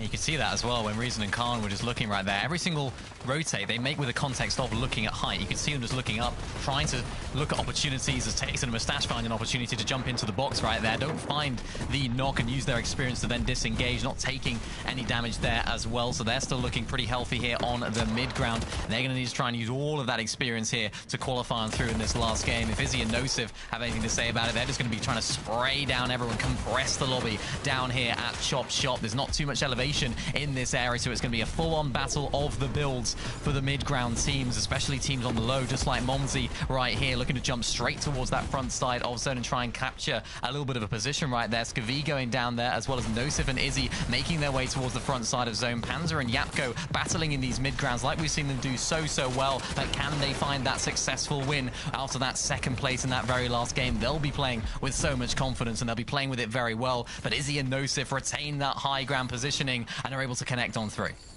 But this is where it gets a little bit more dicey for the team on height. Khan and Reason, though, they're not going to get the opening that they've been hoping for. In fact, it's going to be Khan as a solo, and with the entire lobby seemingly fixated on his position, burning through so much of his material, has managed to find just a single opportunity to get off a little bit of healing. But Izzy and Nosif just continue to weigh down on where this lobby is actually starting to try and make their way over the water. A little bit of a chop attempt here. Izzy very aware of it, though, going to prevent them from being dropped just yet. They're going to have to get involved sooner or later as Merstash and Tayson forced in to another awkward position here. And Merstash won't be able to pull it through. Just too many players collapsing against where they were located. That is going to be the end of the run here for the Major 2 finals. Yepko Panzer, though, still trying to keep the dream alive. Players jumping in one after the next. Gortete barely managing to squeeze away from where Panzer and Yepko are at, but this uncontested middle layer, it's actually working out pretty well currently for Panzer and Yepko, but they're going to need just a little bit more. Yeah, they're in top gear right now. They're free-flowing. They're looking good. They're finding shots. They're clearing out layers. They're clearing out players. And they're finding out so much of this mid-ground layer, being able to find so much of those materials to keep them afloat as well. Frozy and his teammate looking to make the front side of zone. Full box, full piece. Can he find the shot? He can in the end. That's Panzer that goes down there as well. So that's another one of our heavy hitters in this lobby that's down. Of course, that leaves Yapko down as a solo. Can Yapko find some success right here, or is he going to have to play the Chug Jug? Look who's still alive as well. It's Khan. Can he do it all as a solo? He's played so well playing with Reason, but can he turn it into a qualification for the major finals? Looking for shots from behind, connecting with a few onto Frozy, but he's going to have to settle for a Chug Jug for now. But he puts so much pressure onto where Frozy is at. If he can just get that singular striker shot to really give him a little bit of a window to work his way in. But all of these teams sort of circumventing what a little bit of leftover pressure is, stuck inside of the water, even trying to make their way up. Frozy is going to go down finally to Flex, and now Colder, one of the few duos still left in this lobby. They've managed to actually overcome that little dip in low and height, but the panic is really starting to ensue. You can tell a little bit of nerve starting to factor in. Khan secures it, though. The siphon could be what takes him over the edge here. Is now Khan trying to see whether or not he can capitalize on another elimination, but Izzy and Nosif have finally descended from their perch, swooping in the final moments to secure the victory royale here in Game 5. Izzy and Nosif, they set themselves up for success early on in that end game. Height was looking pretty free for them, but then it started to tumble on through. So many players were looking up for it, but they held strong. They didn't let that affect them. And finally, we have a French team winning, and it's Izzy and Nosif. What a final game. Desk, over to you. Congratulations to Izzy and Nosif. It's been a difficult Major 2 so far for them, but no regrets now because they are in the grand finals. We know they're a team that loves the high ground. The first time we finally get to see them actually on it, dominating it, they take the victory royale and earn themselves that final spot to Carter. Yeah, I mean, there's no better feeling than winning a Game 5 to qualify you to the grand finals. Your literal last opportunity, last chance to make it, the final duo to get through. And their previous matches, I'm going to read it off, 45th, 37th, 19th, 10th. This is the first game they even broke into the top 10. And once they broke in, they won the match. What an incredible performance, Levin. Yeah, I mean, look, when you look at this team and how they changed this last game. It's the final game in this type of format. You're expecting Height to just be a disgusting mess. And they just did not allow that to happen. Most people we saw throughout that endgame, a bunch of people were looking up, right? Miniman Akoi was like, yeah, there's a couple teams who, every rotation they're making is with the intention of looking up to see when they can take Height. These guys just didn't allow it. And so props to them. It's a messy finish, but who cares, man? These guys are two players who are more than good enough to be playing in this major final. It's good to see them finally make it, and even if it took them till that last game, and there was always gonna be one French duo that made it through this round, eh? And we saw these guys play out on Summit. They definitely picked up some attention there. So it'll be good to see what they can do now they're in the grand finals. And they'll be joined by these other four duos that took victory royales earlier tonight. So let's remind ourselves of them. Wheat and Cyanide picking up the first one. That feels like forever ago. And of course, game number 4. The cinematic finish of Savage and Truly Takata making it through. Wow, you couldn't script it better. You could not script it better. I mean, maybe if Tayson won this last game, but I'm super happy for Izzy and Nosif. All the 5 qualified duos deserve their spot in the grand finals, and I'm sure they're going to put on a show for us. Well, we're definitely going to see a show this weekend because it's been a really interesting major so far. A lot of the duos have had wobbles here and there, apart from one duo in particular, 11-2K, Shark and Teeny. When you think ahead to the grand final, do you think they are going to be unstoppable? I mean, yeah, of course, that's, you know, the easy prediction to make, right? These guys are top players and they've looked incredible this season. And yeah, I'm sure we're going to have a fun final. Commiserations to all the players in this lobby, right? There's a lot of really good players in this lobby who haven't made it through to this final.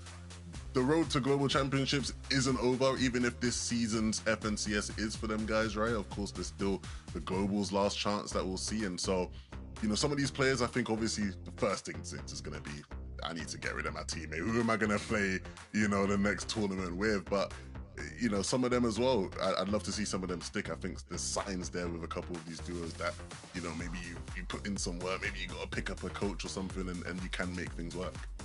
Takata, who do you want to see stick together from this lobby? Who do I want to see stick together? That's a tough question. I mean, Reason and Khan were doing really well. Seti and Comeback, it looked tough in the heats. There was a lot of solo kind of clutches that were coming through, and it kind of led a bit to their demise. But maybe some chemistry can be built, but it's always hard to tell. Well, we'll be looking ahead for those duos to August 14th. That's when we're going to have the last chance major, and that will be their last opportunity to earn themselves a spot in the Global Championships in Antwerp. As for the duos that have qualified for the Major 2 finals, there are 9 spots, and of course, all of them want to win the Axe of Champions. So join us on Saturday when their journey continues. As for us though, that's all we've got this evening, but North America's last chance qualifier is coming up. You don't want to miss it, so don't. Right now from us in Europe, let's sound that horn.